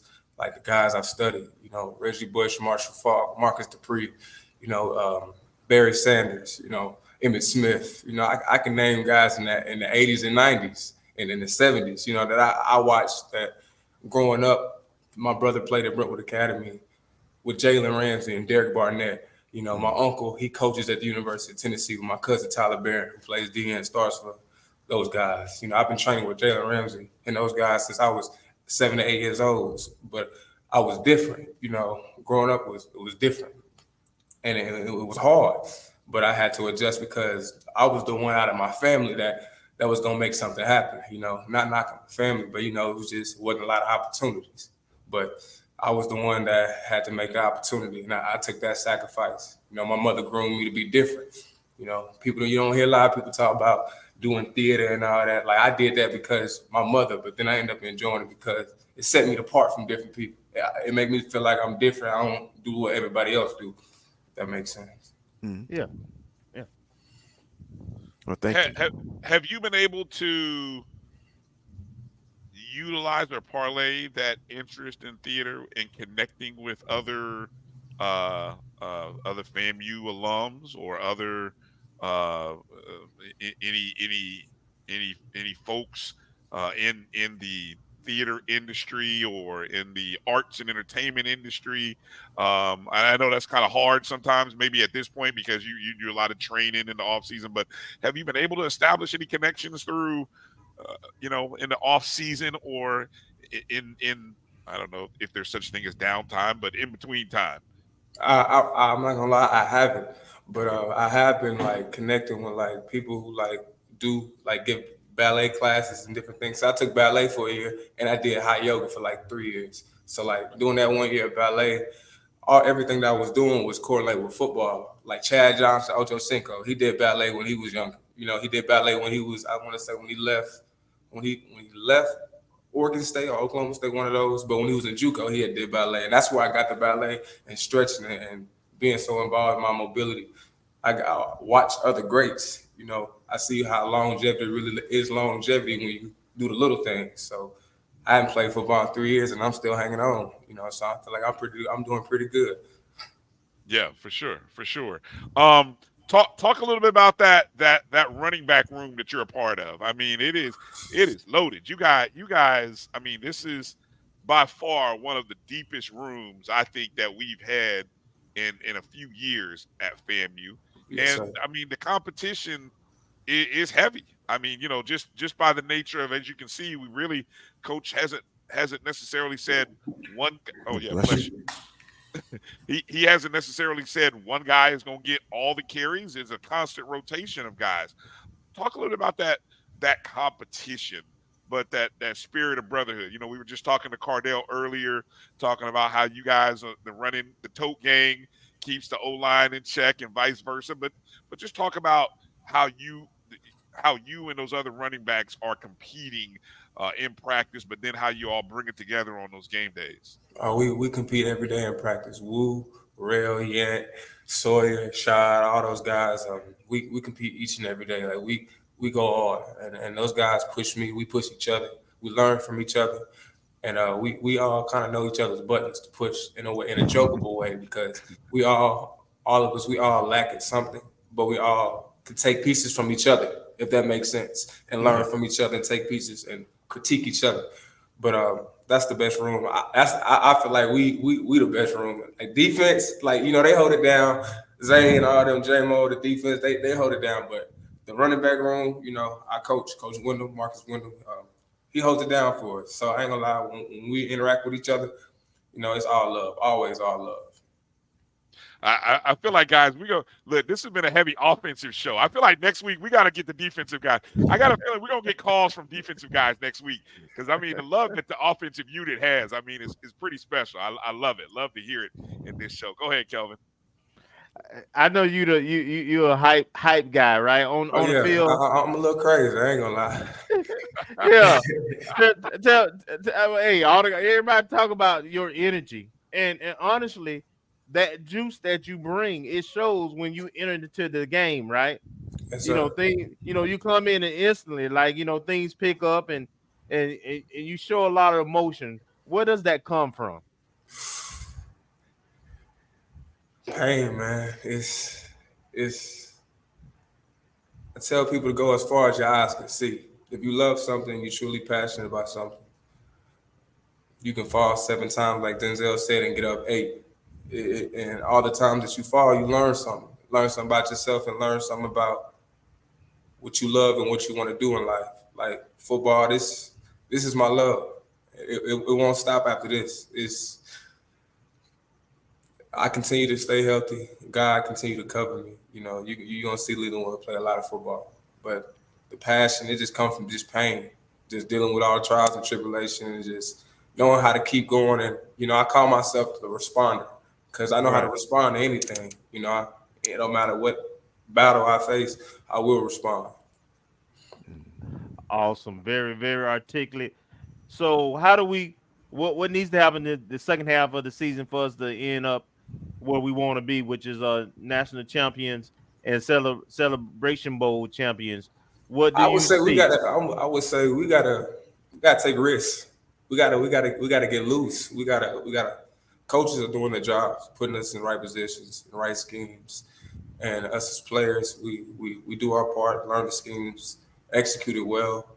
But I would definitely say it's time to take risks. It's time to let loose. It's time to make playmakers be playmakers. It's time to turn up the crowd. You know, the Rattlers gonna be in the building every time we shake something. You know, we're gonna score every time. Defense gonna do their thing. But I would say the second half of the season, we just need to execute games and finish.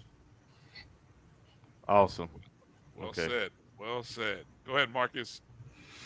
What's been your for this season? Or maybe your career at FAMU? What's been the signature or highlight moment for you? Whether it's something on field or something that you experienced while being on the team. Highlight moment. People may think like, I don't know, they may think this is small, but I haven't played football for 3 years. You know, due to like, you know, off the field situations. And I think the highlight moment was me when I was able to get on that flight to go to Miami because I've never been to Miami. That was like, man, that was like watching a movie. I ain't gonna lie. I seen all the hotels. I'm seeing the water, and you know, I got an Android. I ain't got no iPhone, so like, you know, I can't really get proper pictures. But now, just being in that moment with my team, and just, I was grateful. I was grateful. Well, thank you for your answer. Hey, don't be ashamed. Don't be ashamed of the Android. I got an Android. I'm right there with you, brother. Team Android all day, forever. You know, don't let them throw shade at you for having an Android. I'm Team Android all day. What's all right? So, Lelan, what's sort of the second half plans for FAMU's offense as best as you can tell us? Because, you know, I think as we kind of talk about it, you know, we see the passing game has picked up, and that's great because 11 guys caught a ball against Southern. But then there's always the background where people are always wanting to say you got to run the ball to be successful. What's it like in the meetings? How, you know, what is the what's the mindset? Do you go with the I'll let you tell us. You tell us kind of what it's like in the background, because we all have our conceptions of what it should be, but what you as a player and when you hear from the coaches and you guys in your individual groups, what's the mindset offensively? The mindset offensively is O block. So you got to understand, we the O block. We're gonna execute. We learn, but I feel that, like I said earlier, we have to let playmakers play and put playmakers in the best position to make plays. So, you know, Moussa is our guy. Bullet, Marcus Riley, electric. 10, K-Dot, 2, Mari, 81 threats. Like, all across the board, it's talent everywhere. Backfield, Woo, Rail. Like, we just – you put playmakers in the right position and for them to make plays, you will see an execution on offense. And the coaches are doing their best and have been doing a great job to put us in the right position to make plays. But I just feel, like I said, we need to take more risks and do more in a way. But so far, we're winning. It doesn't matter what happens in games. It's always adversity. We're going to continue to win. We're going to continue to win as a whole and trust in our coaching. Yeah. Well said. Well said. Leland, any words, any shout outs I want to give you, kind of the last word, any shout outs that you want to give, anything you want to promote, just let people know how they can reach it even. Uh-oh, I hope he didn't run. I hope they didn't snipe him there in the computer lab. It'll come back. It'll come back. Hold on, we're gonna pause. I'm gonna pull him out here of the room for a second and see if he comes back. He should here in a second. Maybe he'll have to log back in. You guys are funny. Kenya talking about Android people messing up the text thread. Stop it. Stop it. Stop it. Stop it. I didn't even realize what all that blue and green and all the other stuff was. Let's see. Is Leland, you back yet? Nope. Hold on. He's not back yet. Man, I want to give him a chance to kind of close out. Okay, he's going to open back up. Good to see you, Sweet. Welcome aboard, Team Android. All right, welcome. See, don't get us started here. We are out here. We are out here. Team Android. But no, that's awesome, man. It's good to hear Leland's story and just hearing him again. Dynamic young man. I tell you, I'd still go back to that spring game from a couple years ago. Mm-hmm. And just like, we found that next man up, that guy that's going, because let me see, this was right after the Bishop Bonnet. Yeah, this is right after Bishop Bonnet, right? Yeah, this is right after Bishop Bonnet. And of course, the Bonnet previous to him is Zende Ray. And so I still feel like that's what this offense is missing. That's what this offense needs. I mean, it's nice having the backs that we have, but we still are missing, and somehow some of the explosiveness, right? Right. But I tell you what, man, the reason I love doing these kind of shows, man, where we had Miss Moussa and because you get to hear the stories and the testimonies, man, and it makes me proud as a FAMU grad to hear that FAMU is still changing the lives of the next generations, man.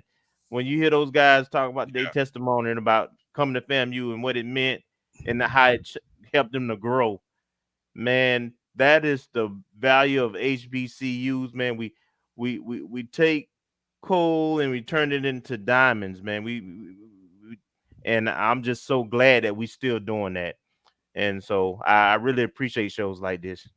Mm-hmm. Yeah, me too. And just to echo that, I mean, when you hear the two stories between Kardell and Lelan and talk about where they came from, their previous experiences, and how coming to FAMU started to develop and formulate some things in their lives that they can use for the rest of their lives, something that perhaps their previous experiences helped to shape and form, but it's all crystallized here at FAMU through supportive coaches, a supportive environment, supportive fans, supportive family, and all those things that converged to hopefully launch them on a successful rest of their lives being productive citizens. And, once again, that's what we're here for. I mean, we cheer for the football team. We cheer for all our student athletes. We get out the belt for our administrators. But in the end, it's all about developing people and having them become productive citizens of society. And I'm hearing that recurring theme between the two players that we've had, and even Miss Moussa speaking on behalf of her son or through her lens of her son's growth and maturation. And you hear that common theme through all three of the segments we had tonight and past segments that we've had with other players. Yeah. And I think what also is a very important thing to consider or add into this mix is we got good coaches. We have the kind of coaches who get it, good fit, who are good fits for FAMU. They understand what FAMU is and the importance of FAMU, and I don't think we've always had that. I feel like I feel pretty confident in saying we haven't always had that. But I think I think now we have that. We have a lot of those coaches, and I think when you hear players talk about that relationship with their coaches and the coaches that we talk to, that is a big selling point. I mean, look, on the recruiting trail, I mean, I know Coach Riz and I saw a post that he's going to be all over Florida here this upcoming weekend. I mean, when you come to FAMU is a special place. And you know, a lot of times I know we talk about maybe not what we don't have, and all we want to do is we want more just to continue to give these students the world-class experience that they deserve. But even so, so much of the fabric of FAMU is built in the people and the history. And so, but I always worry that, look, just because we have all that doesn't mean that we can't make that investment. Don't think that we should not make the investment. Don't think that we should not be upset, be loud when we're not seeing improvements to things and excellence. Because, man, when you can mirror the people and the history with the excellent facilities and all that and bring all that together, man, we just continue to add for these young people. So I'm not sure if we're going to get Lelan back. I'm gonna have to, I wish we could have a chance to just kind of say bye to him and let him get a last shout out. But make sure if you're not following him on Twitter, make sure you do hit his page up at Lelan Wilhoite. Is it 1? Let me see. Yeah, at Lelan Wilhoite 1. That's where you can find him on Twitter. I don't know if that's the Instagram. Nope. The Instagram is the number 2 WO period 5 YEEE. So, but go to his go to his X handle, and you'll see the Instagram handle there as well. There's a lot going on there in that Instagram handle. But that's all. It's all good. But hit him up on Twitter. Let him know you appreciate him coming on the show. You appreciate his story and sharing it with us. And we thank Lelan for coming on with us, as well as Kardell and Erica. Look, I feel like I still want to, before we close the show, I know we got a lot of different little things that we want to bring up here. So, for example, AD Sykes is going to be speaking to the Board of Trustees tomorrow. We wanted to share some of that information with you before that actually happens, in case you're not able to watch it live. And then got a few other thoughts here, as the one of the things was the some of the contract terms for Coach Bridget Gordon, the women's basketball coach. I went through that contract, which is one of those items that needs to be approved. So let's do this. Let's take a short break, come back in 2 minutes, and we'll kind of close out the show with some of these Rattler Roundup news and notes info, kind of bring up. We didn't even get a chance to talk about the volleyball win in Texas. So we'll do all of that on the other side of this commercial break. We'll be back in just a moment. Itchy, squirmy, scratchy, family not getting clean? Get Charmin Ultra Strong. Go get 'em. It just cleans better. With a diamond weave texture, your family can use less while still getting clean. Goodbye, itchy squirm. Hello, cream bottom. We all go. Why not enjoy the go with Charmin? At Hampton Law, our primary goal is to provide non-traditional yet effective solutions and redefine the approach to client legal concerns. As your trusted legal advisor, we believe in sophisticated, personalized services that eliminate the confusion and complexity sometimes associated with legal matters. Our high standard for client care and concern, coupled with our extensive legal knowledge and skills, make Hampton Law a resource focused on the protection of the client's interest and overall goals. We value our clients and truly enjoy working with them. Visit thamptonlaw.com to conveniently schedule an appointment online. Tamika Hampton, Esquire, 1631 Rock Springs Road, Suite 336, Apopka, Florida.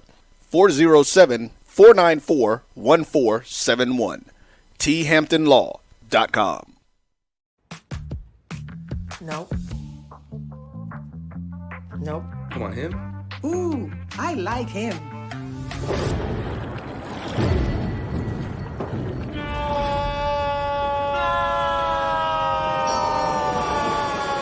Quick, the quicker picker-upper. Bounty picks up messes quicker, and each sheet is 2 times more absorbent, so you can use less. He's an 8.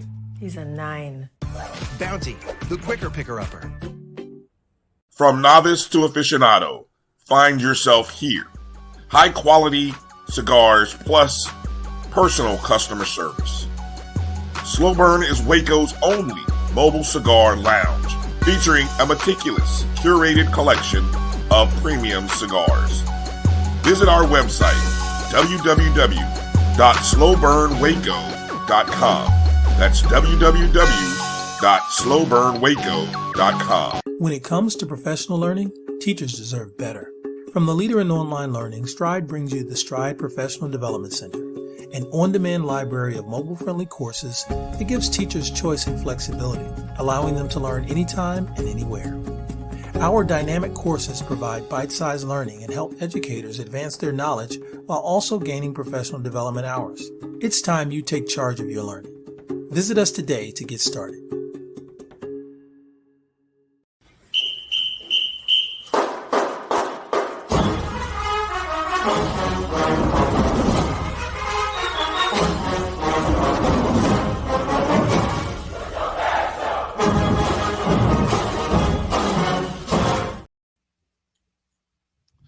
All right, welcome back to the O&G Strike Zone. Brian, Kelvin, Marcus here.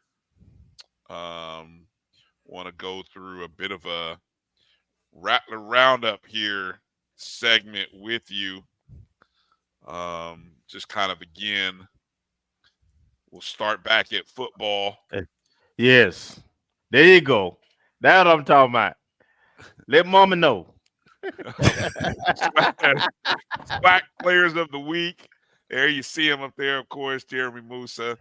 And then you had a pair of guys from Alabama State, and then that Irv Mulligan again for Jackson State. I'm going to tell you now, in my honest opinion, halfway point of the season, and we can do this next week. I think this will be fun to do next week. I think 2 of those people are in the running for SWAC Player of the Year. I think Moussa and I think Irv Mulligan is in the running for SWAC Player of the Year. Now, offense or total? Well, how do they do it in the SWAC? They do offense or total? You know what? I don't know. I can't remember. I know they do offense. I know they do offense and defense, but I don't know if they do an overall like. No, right. Maybe they just do offense. So if it's just offense, I think that's going to be your 2. There's 2 right there, and right. Then it'll be a matter of, I guess we'll kind of look and see who the third kind of, to me, could be that young man from Alabama State, Keyshawn Johnson. I can't see it going to a receiver, not on a team that. Yeah, I mean, his yard. I put it like this: for him, I think you'd have to see some impressive yard after catch numbers, because if you just just because you get 12 catches and 140 yards, 50 yards every game, I got to see, like, I mean, it is. What he's going to need is a good showing this weekend at Jackson State homecoming. Now, if they pull that game off, a signature win. Yeah, if they pull that game off, then he'll be in the picture. Be a big part of it. He needs to be a big part of it. Like, if he lights it up to the point where Jackson State can't stop him, then it's like, okay, now I'm paying attention. You know, but I find it hard to see a receiver. I mean, hell, the last receiver in the I don't know. I don't want to go there because I don't have my SWAC hours up, so I don't want to say who the last SWAC receiver was, because I was about to say Jerry Rice, but there's probably somebody since Jerry Rice. You know, I get killed by folks. But yeah, so that's the list. Of course, Jeremy. 325, 2 touchdowns. There it is. No other side graphic. Sorry, didn't get that. Final scores from the week. Pretty entertaining week of games. Mhm. The blowout at Jackson State. I think. Hold on. Let's go back while we're looking at those.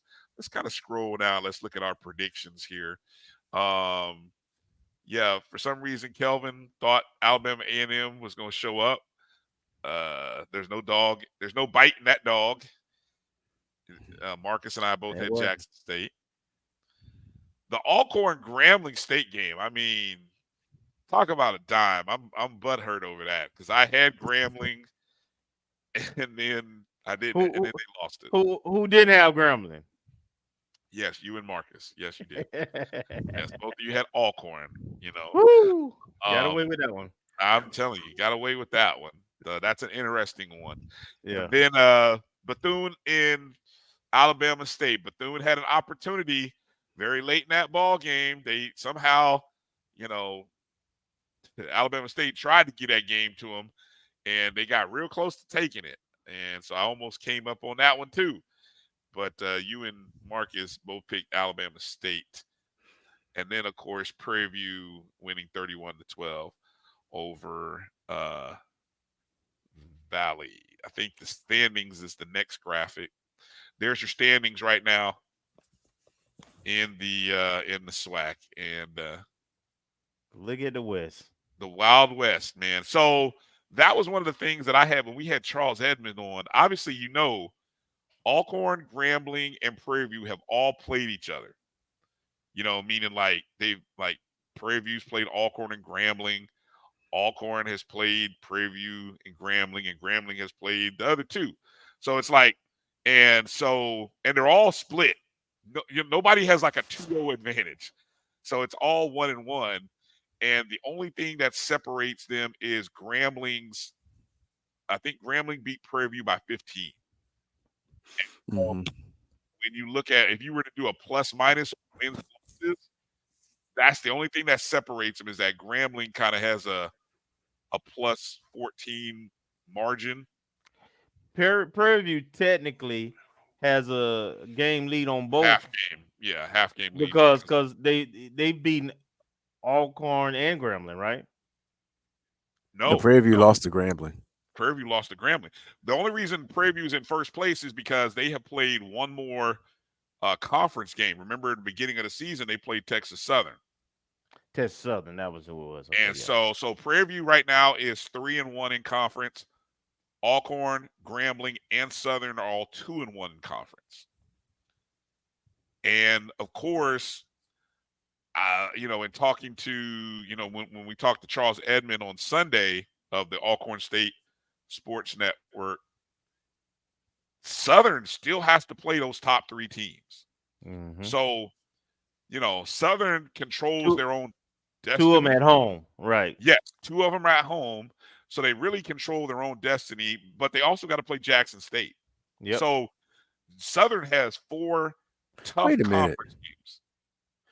Southern's playing Jackson State twice? No, they already played Jackson State. They already played. Yeah, I'm sorry. Who is it that Southern has to play? Let me see. Who's the crossover with the other crossover? Yeah, I wrote it. Oh, damn it. I don't have it. Don't worry about it. I had it somewhere written down, but I don't have it. It escapes me. But just by the fact that Southern has to play Grambling, Alcorn, and Prairie View, that'll be pretty interesting. So don't trust the West. The winner's going to have 3 conference losses. Said that 3 losses. I don't know. I think it's going to be 2. I think it's going to be 2 because again, Prairie View, Alcorn, and Prairie View and Alcorn and Grambling. I don't. Prairie View still got to play us. Yeah. Oh yeah. So for homecoming. Yeah, that's right. So then in that case, Alcorn, to me, I agree with Charles Edmond. Alcorn is the team that sort of sits in the best spot because of that's right on the schedule and where they play those games. They play Southern on the reservation. And I think they got Jackson State on the reservation too. So that's 2 games down the stretch that'll be pretty interesting for them. Yeah. All right. Let's see what else I got here. Anything else regarding the SWAC season? Anything? Any? Oh, you know what I did? You know what I did want to add? Where did I read this? Oh my God. Couple of homecomings this weekend. Yeah. What do you got? Well, I was just, There's 15 of them. There's 15. If I recall, there's yeah, like 15 homecomings this weekend. but in SWAC, Okay. yeah. I think Jackson State's homecoming. Jackson State, Alabama State should be a very entertaining one. And of course, Alcorn had theirs last weekend. Uh-huh. And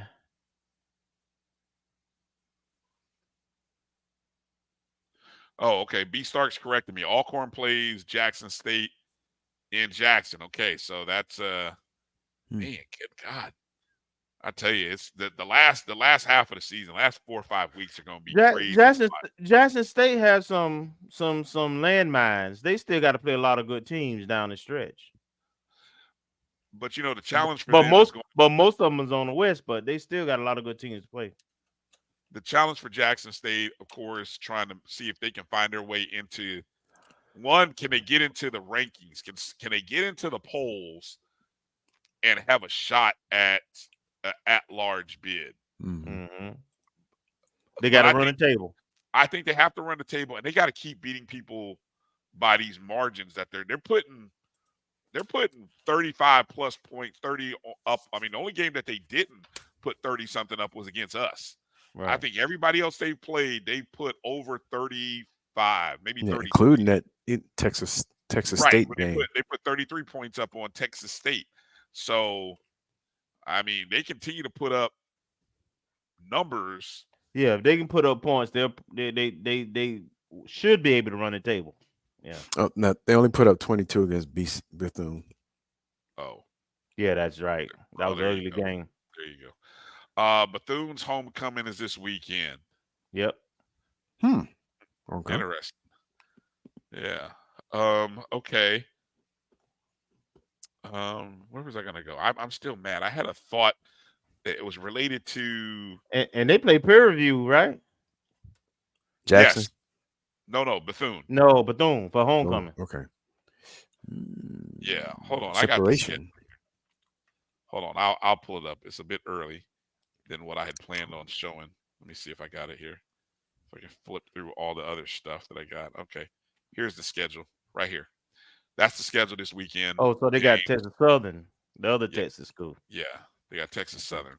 That game looks like it's on HBCU Go.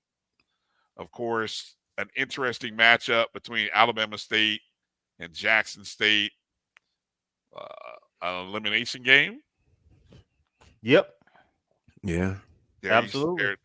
I don't know if the Hornets have the offense. I don't think they do either. But the one thing that's sort of good for Jackson State, they've played two of the other tough defenses in the league. Mm-hmm. FAMU and Southern. Southern, all right. And you went 1-1 in those games, and really short of you really had one bad half. You had a bad half against FAMU. Other than that, you played 3 good halves, 3 of 4 good halves. So that's got to be encouraging. That's kind of what I'm telling people. If I'm TC Taylor, I'm telling those guys. Grambling, Alabama A&M. Kelvin, do you still feel the way you feel about Alabama A&M even after? I feel like Alabama A&M. I feel like Texas Southern, like I feel about them in the West. I don't trust them. I ain't never picking them again. Well, I mean, because remember, that was one of the games that you felt like when FAMU goes Alabama A&M. I still think it can be a trap game. Yeah, but it's late in the season. But we have to help them a lot though. We have to play bad. I don't trust them. Yeah, and Southern's homecoming against that team from out Lincoln. of California, Lincoln. Yeah, they're They probably gonna put 67 on them. Yeah. I don't know who Prairie View's playing.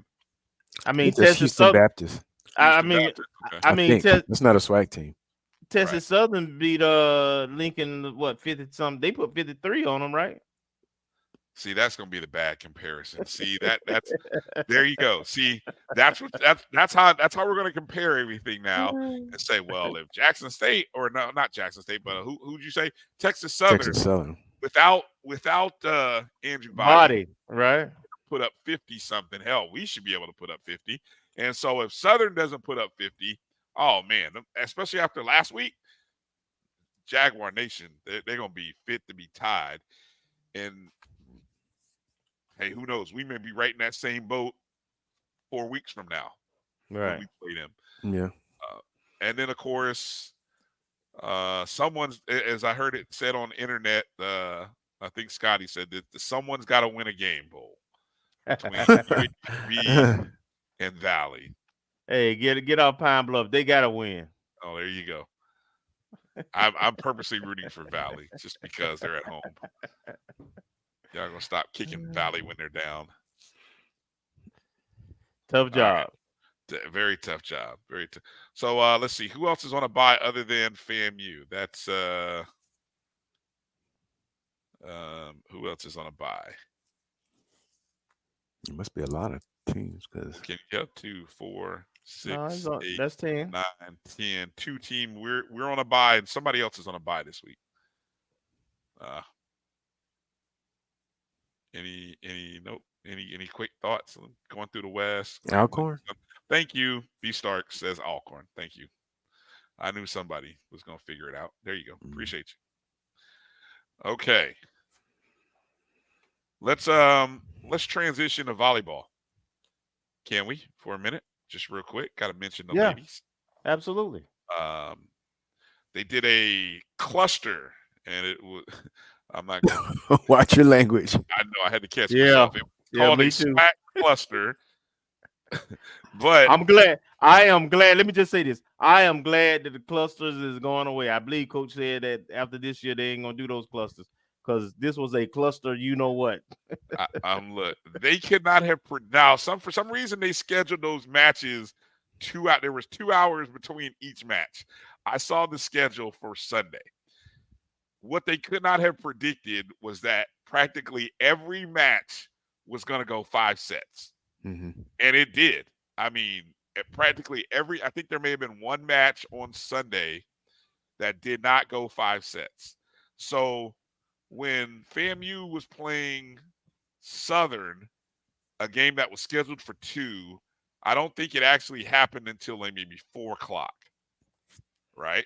So just imagine you're already 2 hours behind. And I was wondering, because FAMU's next match was supposed to start at 8 o'clock. And I kept saying, well, wait a minute. If it's 4 o'clock now and there's like 2 more games in between, is the FAMU game going to really start at 8? Sure enough, it did not, because the next 2 sets went 5. And I think one of them went 2 hours and 41 minutes. And I was just like, holy, yeah. But by the time FAMU's match against Texas Southern started, it was 11 o'clock Eastern time. And I noticed because your boy was up for some reason, still on Sunday night, watching Sunday Night Football. Actually, I think it didn't start until, don't get me to lying. It may not have started until 11 around midnight. Yeah, it was close to midnight. All I know is I was still up at midnight, 1 o'clock, and that match was finishing. So anyway, so the ladies went from playing Southern, where they beat Southern 3-2 in a match that kind of was every other set, FAMU won, Southern won, FAM won, Southern won, and then we won the last set. Then the next game, though, I thought we were like gonna get out of there. I was all ready to go to bed, happy. We were up 2-0 on Texas Southern, and then something happened. The wheels fell off. Or they got sleepy. We got sleepy. We turned into the clock, a pumpkin. The clock hit 1 in the morning.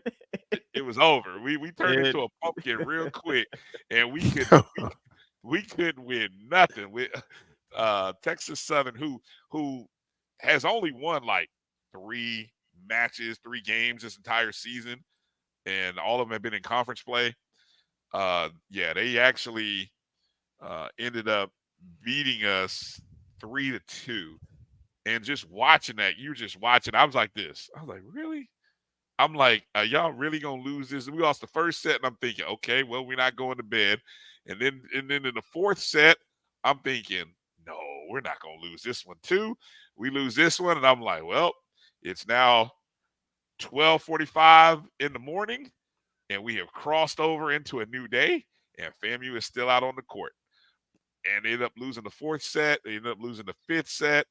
We lost that match 3-2, and somehow had to turn around because by the time that game ended, what was it, Kelvin? 2:00 in the morning, Eastern, 1 Central, and they had to turn around and play at,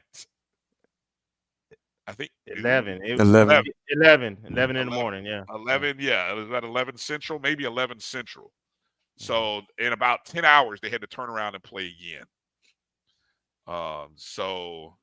But as you can see by the score, we beat Prairie View A&M. That's actually the 2 matches that we needed to win. It was unfortunate that we gave away the Texas Southern one, but the fact that we beat Southern, who is up there in the standings, and we beat Prairie View, who sits up pretty high in the standings, those were 2 good wins. Just kind of looking through just a quick note here. More of Brooke Hudson. Let me see. In that first game against Southern, Camila De La Rosa had a match-high 42 assists. Brooklyn Watts and Brooke Hudson posted match highs in kills and digs. In the second match, let me see. Brooklyn Watts had a match high 18 kills. Watts registered a double-double, 18 kills, 10 digs. De La Rosa had a team high aces again. Brooke Hudson, 23 digs. De La Rosa had a match high 41 assists. So she had 43 in the first one, 41 in the second. And then we get to the third match against Prairie View. And let's see. Emerald Jacobs picked up her 5th double-double of the season with 10 kills and 15 digs.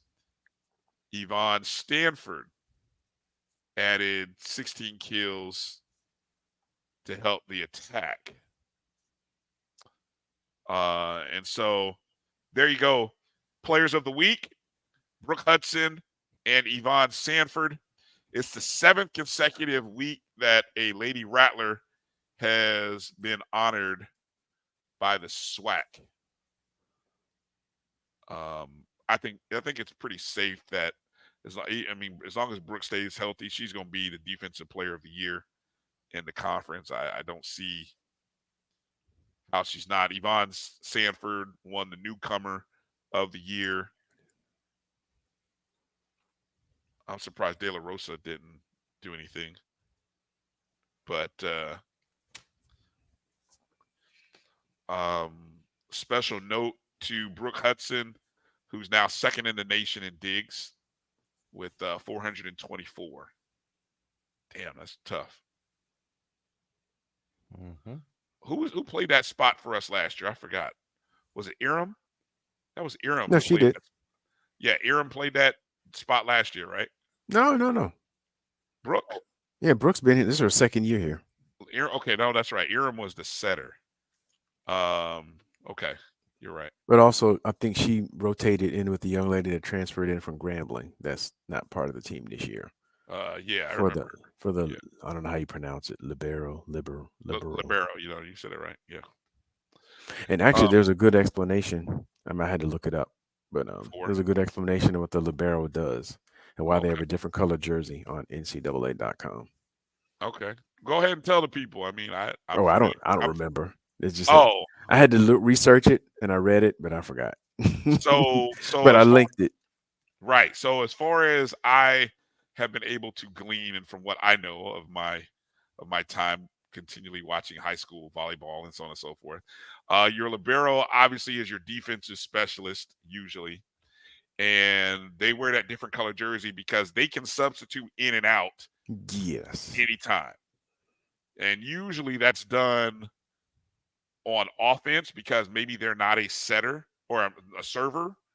So usually you'll see teams kind of rotate the libero off the court when they want somebody to come in and serve for her or in place of her.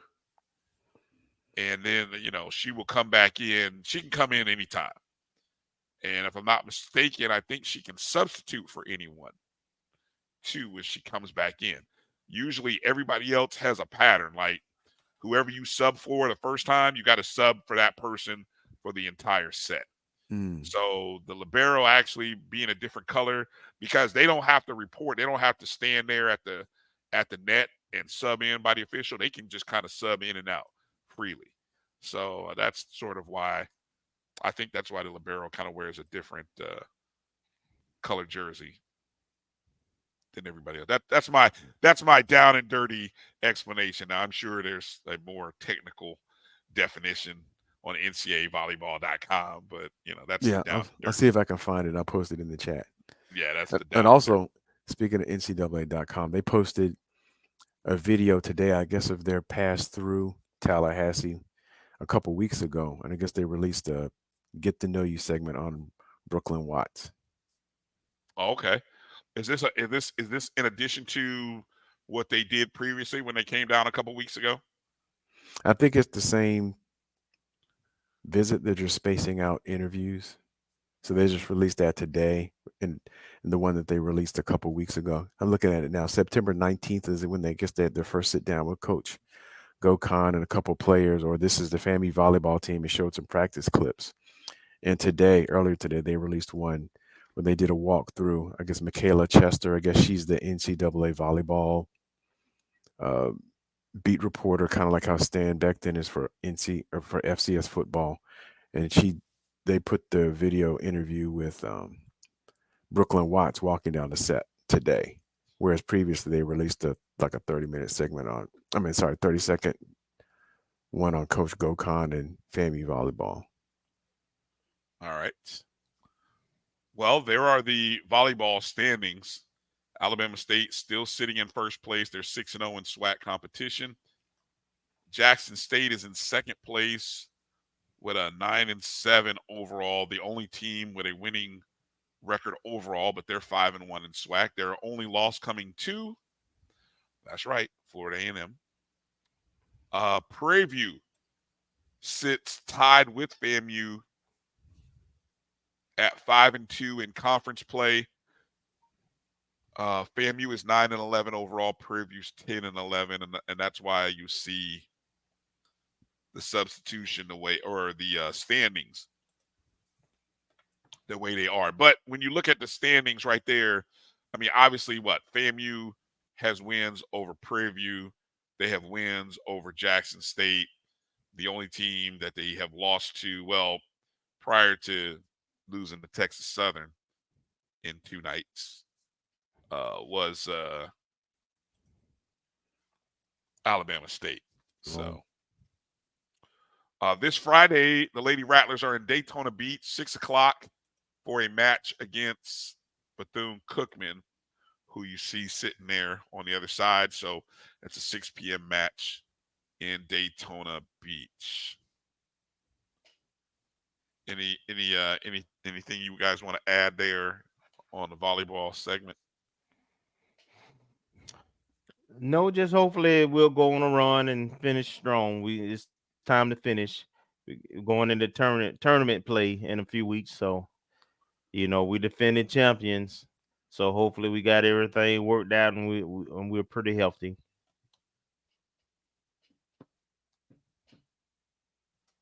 I feel like we have always turned it on the second half of the season. This is that point where I think the team usually hits the stretch run. So when we get a chance to go back to Alabama State, that's going to be an important win. We have not lost to anybody twice in the conference. And when I say twice, I mean at all, regular season or tournament. So that's what's on the line when FAMU volleyball goes to Alabama State, is basically to avenge that loss. And we'll see. Mm-hmm. We'll see what transpires. Okay, let's see what I got next here. Okay. And that's coming up next Friday. What's that? Or Friday after next. What's that? Return to Alabama State. Okay, right. Yep. 20th of October. Real quick, I don't know, did anybody want to talk on the new Division I membership requirements that were published? We did see those come out. Obviously, we heard about the proposal, and I guess the council did adopt these changes for FBS schools to eliminate the attendance requirements at FBS schools. Yeah. So that means you don't, regardless of even if you have a 16,000 seat stadium, as long as you can afford to be in the FBS, I guess you can continue to stay there. Yeah, I mean, there was a lot of fudging of the numbers for those Group of 5 members anyway. They weren't averaging 15,000 a year. Well, especially the not the Group of The 5. Group of 5, yeah. Yeah, Mhm. that's okay. Yeah.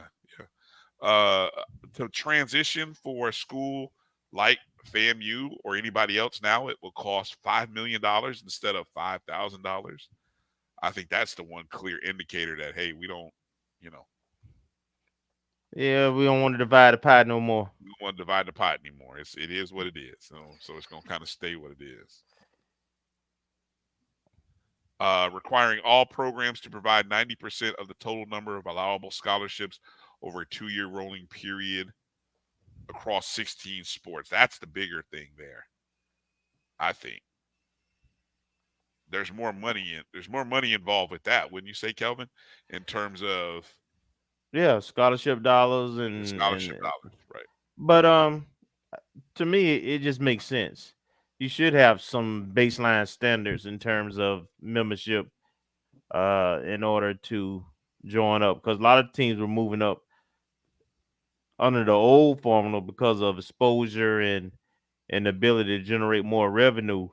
But you also had to, you had more expenses. Obviously with the Power 5 now being a Power 4, yeah, pretty much. They want to limit that as much as possible because it kind of messes up. I think what the intent of was forming like 16, 20 team leagues.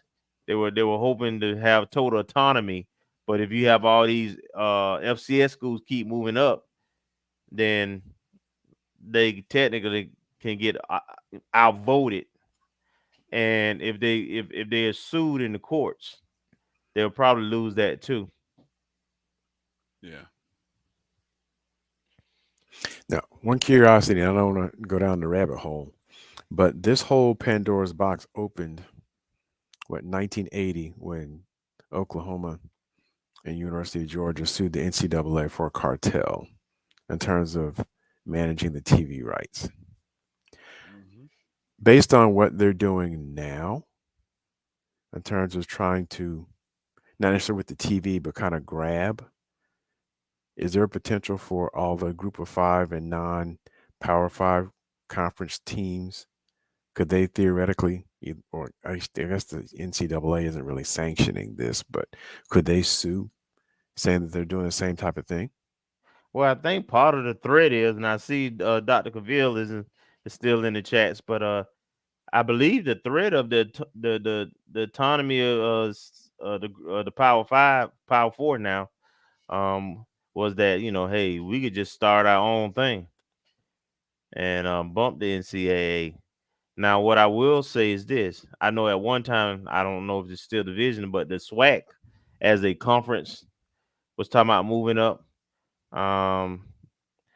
If that ever came to fruition, I would be very interested to see how the NCAA would handle that, because they would absolutely lose in court. Now, I know this has come up before, and actually, I don't want to put words in his mouth, but I thought there was someone who's subject matter expert who mentioned that right now there may not be provision or even precedence for a whole conference moving up.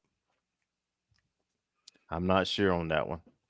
And so I don't know if that means if a whole conference moves up, each conference member needs to have at least $5 million in a kitty so they can all move up as a conference, or is there some other?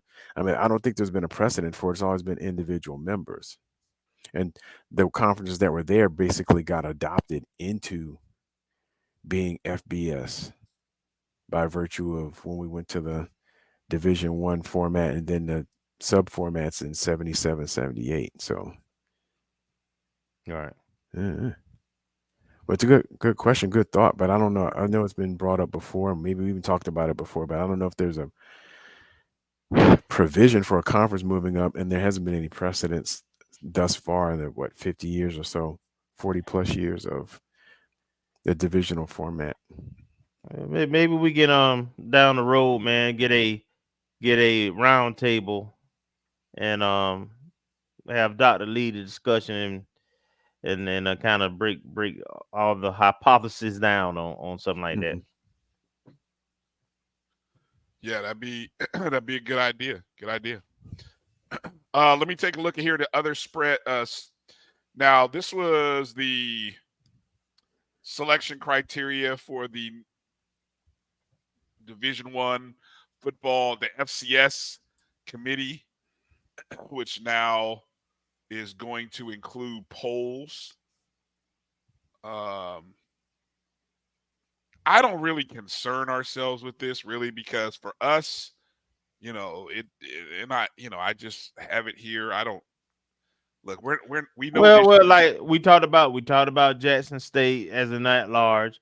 If we were to falter some kind of way, so the at large, from an at large standpoint, it could come into play. Okay. Well, I guess for this season, I haven't really. I've kind of. It's just an interesting look here at some of the requirements, and I was reading through this, and I was just like, with all the money that's being made, well, even from the NCAA perspective, maybe not at this level, but at the NCAA level, some of what they're asking these schools to pay to bid, you'd almost just rather be a road team and just be like, we'll just go on the road for 4 weeks. I believe that's by intent. That they don't want the championship at the FCS level to get bigger than the bowl system. So, there's some sabotage in that whole thing. Oh, that's an interesting thought. Yeah. But also, I mean, I think, at least from what I've read, and you and Jafers or Dr. Cavill can correct me if I'm wrong, but like the bowl system is independent of the NCAA. This is between basketball and FCS football is the highest level championships that they manage. The bowl system is like independent, so all that money. But they sanction it though. They sanction it, but they don't. I don't think they get any. They don't get any skim off of it. No. Right. Unless it's for licensing of using the NCAA logo. I don't know, but they're not getting like. It's not like they're getting a piece of the pie that like the SEC gets. Like they're getting a chunk of $20 million from the SEC participating in all those bowl games, or it's like the payout for a conference team. Right. Okay, let me go to this very quickly because tomorrow, A.D. Sykes is going before the Board of Trustees and she's got a presentation that she's going to be doing. Of course, this was available. This is made public on FAMU.edu. So I just thought I would pull this presentation that's going to be happening tomorrow and touch on a few things that she brings up. I did jot the notes down, fellas, just in case you want to go back and look here. Obviously, the action plan update, the athletics action plan. I don't recall the original action plan, Kelvin. Do you?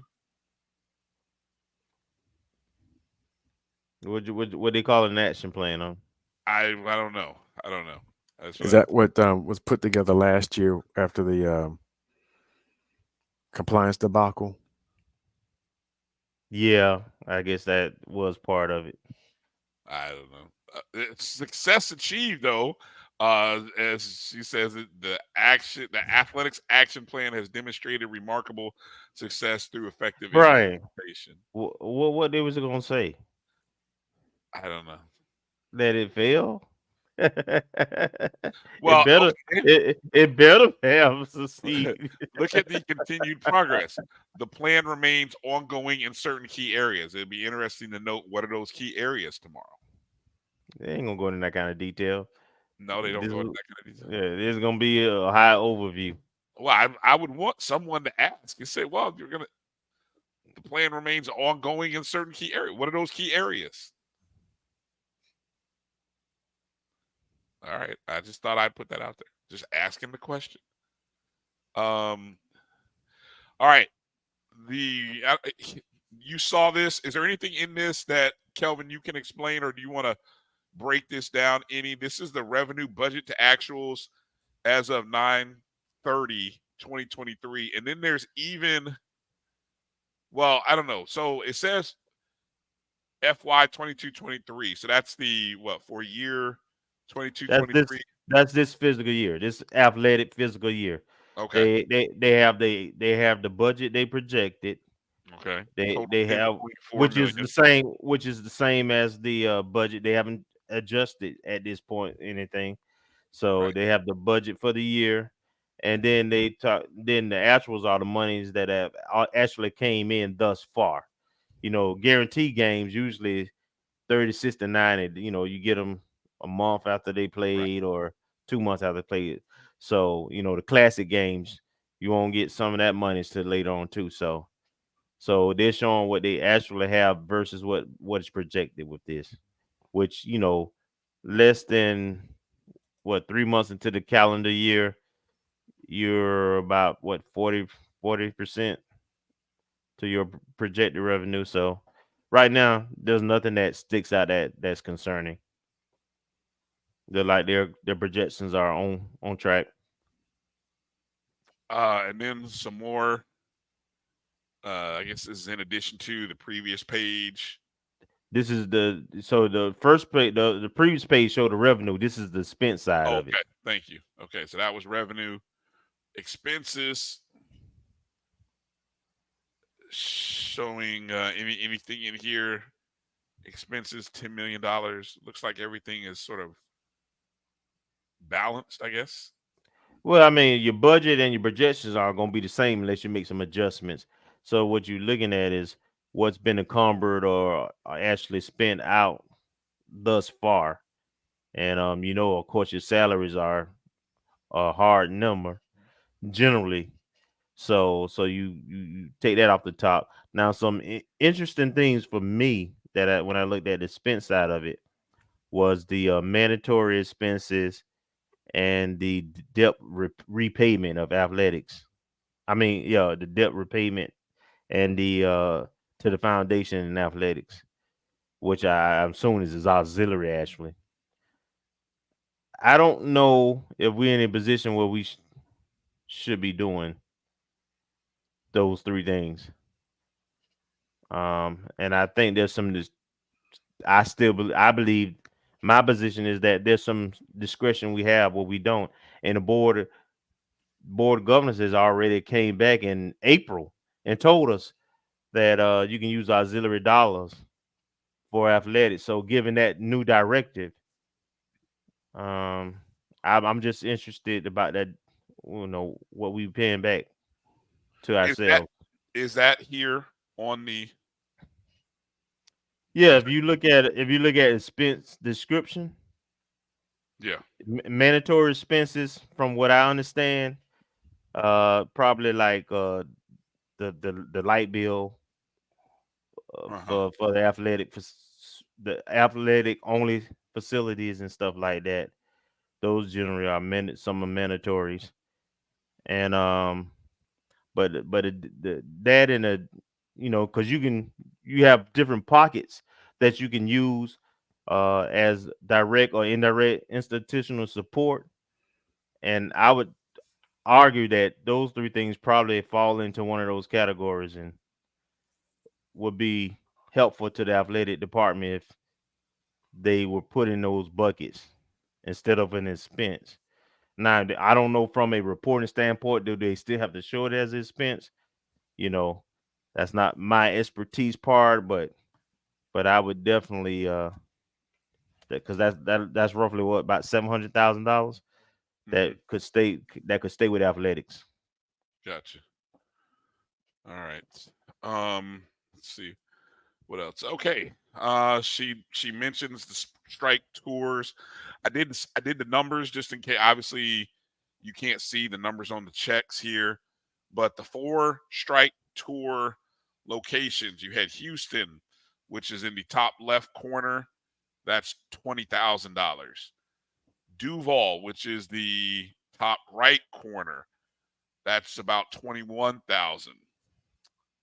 Now, the bottom right is the Palm Beach, Fort Lauderdale, Miami-Dade group that brought in $67,572.58.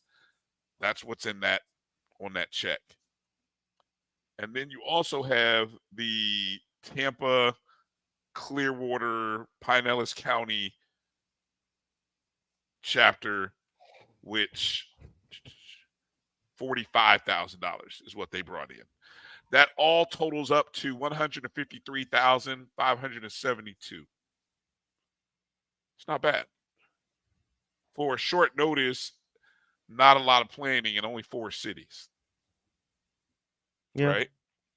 Yeah. So just imagine if they plan it out and actually make the commitment to go into Orlando, Atlanta. We've talked Absolutely. about those, a 10-city tour. Could a 10-city tour pull in? I'm gonna say 500,000, 600,000 even. I think that would be a better number. Well, I mean, I don't want to shoot numbers out there in the blind, right? Right. You got to kind of structure that around what's realistic, and there's some past history as to how much we've generated off these tours. So whatever that number is based on, I think the previous AD, I think his high water mark was about 400,000 maybe. Yeah, I think it was 5. And but that was about 3 or 4 more additional cities, and it was it was playing well in advance with the entire university team. So I would I would wonder how these things, event like this would look at the Florida, like at the OBC when we were doing it, and the Florida Classic. I know we have other events that we do, but those other events ain't necessarily raising funds for athletics. I believe when we had homecoming being another opportunity, I think we probably need to do something specific for athletics at our biggest athletic events. Yeah, I agree.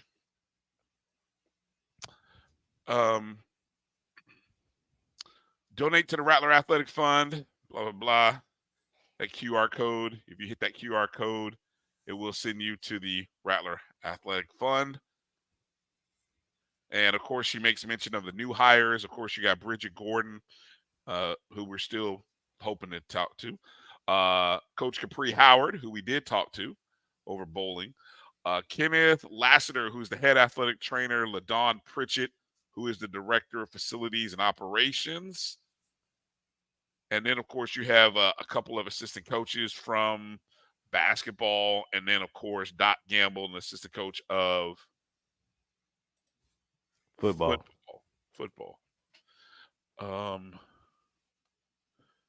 Speaking of, let me see. Last thing in the slide presentation, some upcoming events. She makes mention of the SWAC Cross Country Championships being held in Tallahassee, Appalachia Regional Park, October 23rd. Then you have the State Football Championships. All classifications.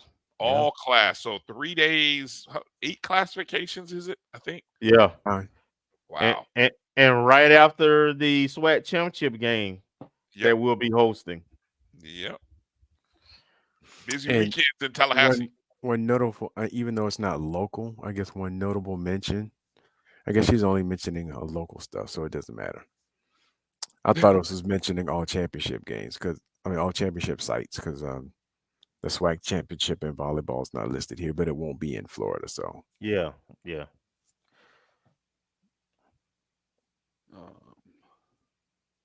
Okay, we already did that. Okay. Let me make mention here.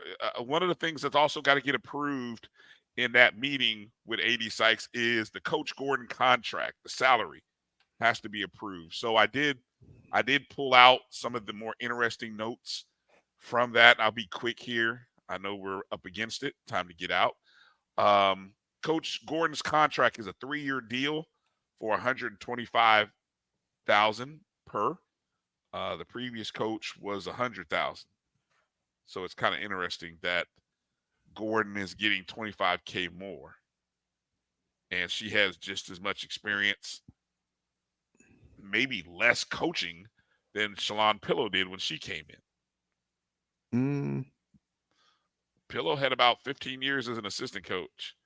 I don't think Gordon's had that many.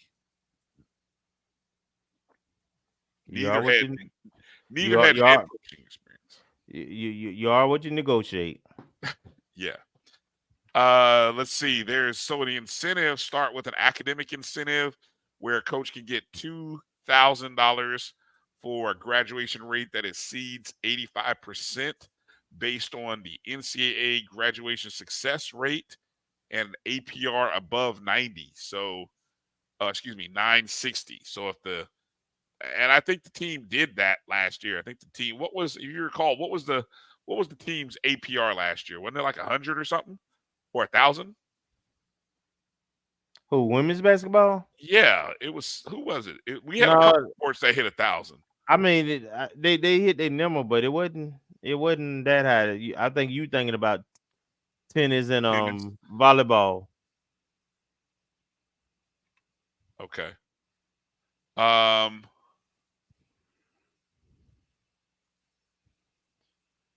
Also, now that's the only academic based incentive. Here are some performance incentives. I love this, Kenya. Kenya said maybe she has a better attorney. Maybe. I don't know. Okay. Incentives for performance on the court. If FAMU wins the conference regular season championship, she gets $1,000 bonus. If FAMU wins the tournament championship, she gets $2,000. If she wins conference coach of the year, she will get $2,500. If FAMU makes a trip to the women's NIT, that's a $1,000 bonus. And then there is a NCAA tournament fee, tournament bonus of $2,500 for appearing in the tournament. Now, if FAMU were to win, this bonus would supersede the $2,500 to get into that of just getting in, because it's the bonus that is greater. So it's like she can't win multiple NCAA tournament bonuses. You're going to get one or the other. But if you win a game, that's a $5,000 bonus. Each win after is an additional $1,000. If they make it to the Final Four, $15,000 bonus. I feel like these numbers should be a lot higher. Yeah. I mean, because really, I mean, hell, if you make it it should to be the Final prorated based on probability. probability, thank you. No, because they have see, y'all speaking as fans. I As know. as administrator, you got to give realistic, because I'm going to bring it home for you when you finish in terms of all this clause here for all these. So go ahead, finish. Okay, and the last one, I thought this was interesting. Game guarantees in excess of $50,000, she gets a $5,000 cut. I believe that's each game. So if she gets 4 games and the bonus take home is like 60,000, well, she's getting $5K off of each of those. So again, it's game guarantees in excess of $50,000. There's a $5,000 bonus. Have no problem with that. I think that's smart. That's a smart way of being able to supplement your salary for your coaches so that you can retain good coaches and kind of compensate them for having to play them beat down games in the first place. Exactly. Now, what's the rate for women's basketball in terms of the outer conference games? Unless you play in Tennessee, I know they'll probably see that, but generally speaking, you're not going to see that unless you play like the top 25, top 10, probably really the top 20 Power 5 schools. Like a Tennessee, UConn. Yeah. Yep. Maryland, Notre Dame. Yeah. What were you going to add, Kelvin, before we? Oh, I was just going to say the key to all these incentives are that there's a clause that says if the funding is available. So yeah, the one thing I didn't see in here was budget for coaches. That's the one thing I didn't see in this contract was budget for coaches or budget any other type of budgetary things. I didn't see that in the contract, which is kind of interesting. Maybe that's standard procedure, but I would figure you would want it in writing. How much of a budget do I have for recruiting and so on and so forth? Maybe that doesn't happen on the women's side. The previous coach told you they didn't really have a recruiting budget, so I'm not sure if one has been created yet. But I see where EA asked about how much guarantees they're supposed to bring in. I know in previous administrations, I think the number for women's basketball was like $200K, somewhere around there, in guarantees. And the men's see that. I didn't see that in the contract. And in the men's program, it typically was I think it started off at 500 some K, but I think it got up to 600, 625, somewhere around there. Yeah, which is why we played 9 beatdown games out of conference. Yeah, you gotta go make the money somehow. All right, so all of that, I believe she goes before the board of trustees. She being 80 Sykes at 9 in the morning, maybe even 8:30.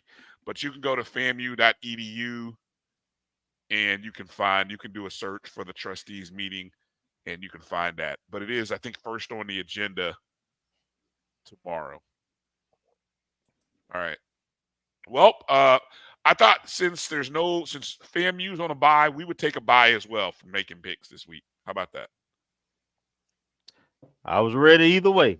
Good with me. All right. We'll take a bye this week. All right. Final thoughts, final words. Marcus here as we get ready to shut it down for tonight. Good segments this evening. Glad we're able to give Rattler Nation some insight on Jeremy's mom and on 2 players who are playing key roles on this year's team. Do have some information on women's basketball we can save for next week, but the roster is updated. Yes. Yeah. Good. Yeah. That's another thing that we ran out of time. There was some good stuff there in the article by Gerald Thomas. You can go back and look at. We retweeted it, but if you follow Gerald Thomas, go back and check out his article from the Women's Basketball Media Day. Shout out to Joshua Padilla as well for making the Women's Basketball Media Day a separate day from the men. Giving the women their own day clear of the men, who will be next week. But shout out to Josh or whoever else maybe had a role in making that happen. That was a good idea. Agreed. Good idea. Final words, final thoughts, Kelvin. Really enjoyed again the show. The echo what Marcus was saying, and the guests, and I'm gonna try to continue to reach out and get more student athletes to come on, and I'm looking forward to supporting another Rattler this weekend. I'm gonna go to Albany State homecoming and try to support Queen Gray as they play Allen University for homecoming. Hey, So, look, quietly, Albany State unbeaten in conference play after taking a couple of bumps on the head to start the season, 4-0 in conference play. Right there in the mix. They undefeated against HBCUs. Yeah, okay, I see what you did there. I was like, huh? Yeah, they undefeated against HBCUs. They lost to Valdosta State and what, North Carolina? What was it, Pembroke or something like that? Yeah. Yes, Pembroke. You're right. Yep, that's who it was. All right. That's it. Thank you, Tamara T. Thank you, EA. Thank you, everybody who joined the show. Thanks again, Erica Moussa, Kardell Thomas, Lelan Wilhoite. I hope that you'll take a time out of your busy schedule to send them a note of thanks. And I would appreciate all of you if you did one thing for us. Find 3 new friends, 3 Rattlers that don't know about our show, and send them the link. All you got to do is say in a text message or a tweet or a Facebook post, hey, have you heard of the O&G StrikeZone? If they say, no, what's that? Boom, send them the link. That's all you got to do. That's all we ask of you this week. 3 friends, run that by them, and then share the link of the show. Hopefully they will continue or find a way to support us. Everything we do here on the Black College Sports Network. You can find us on Facebook, Twitter, Instagram at O&G StrikeZone. You'll also soon be able to find our own YouTube page. Obviously, all of our shows are on the Jericho Broadcast Network's page, but to make it nice and easy for you guys as well, you'll also be able to go to YouTube and find at O&G StrikeZone, just like our Facebook, Twitter, and Instagram handle. And all of the shows will be there. So I know sometimes it can maybe be challenging through all of the shows that are on our Jericho Broadcast Network's YouTube page, but we'll make it simple. And one page dedicated to the O&G StrikeZone is what you'll get. So also go find the BCSN Pod Zone, where you can listen to all of the shows that are part of the Black College Sports Network. You can listen to those on your own time, Spotify, Amazon Music, Apple, Google, iHeartRadio, all of that good stuff. So that's going to do it for tonight's show. Thank you to you guys. For Marcus, for Kelvin, I'm Brian. Fangs up, Rattler Nation. Enjoy the bye week. Hopefully you get over to Daytona and support the Lady Rattler volleyball team, and keep striking hard. And let's get ready to finish off the season on a positive note. Be positive with one another out there, especially the haters when you encounter them. All right, that's going to do it. Peace out, everybody. Fangs up. That way. Strike again. There we go. All right, I'm out.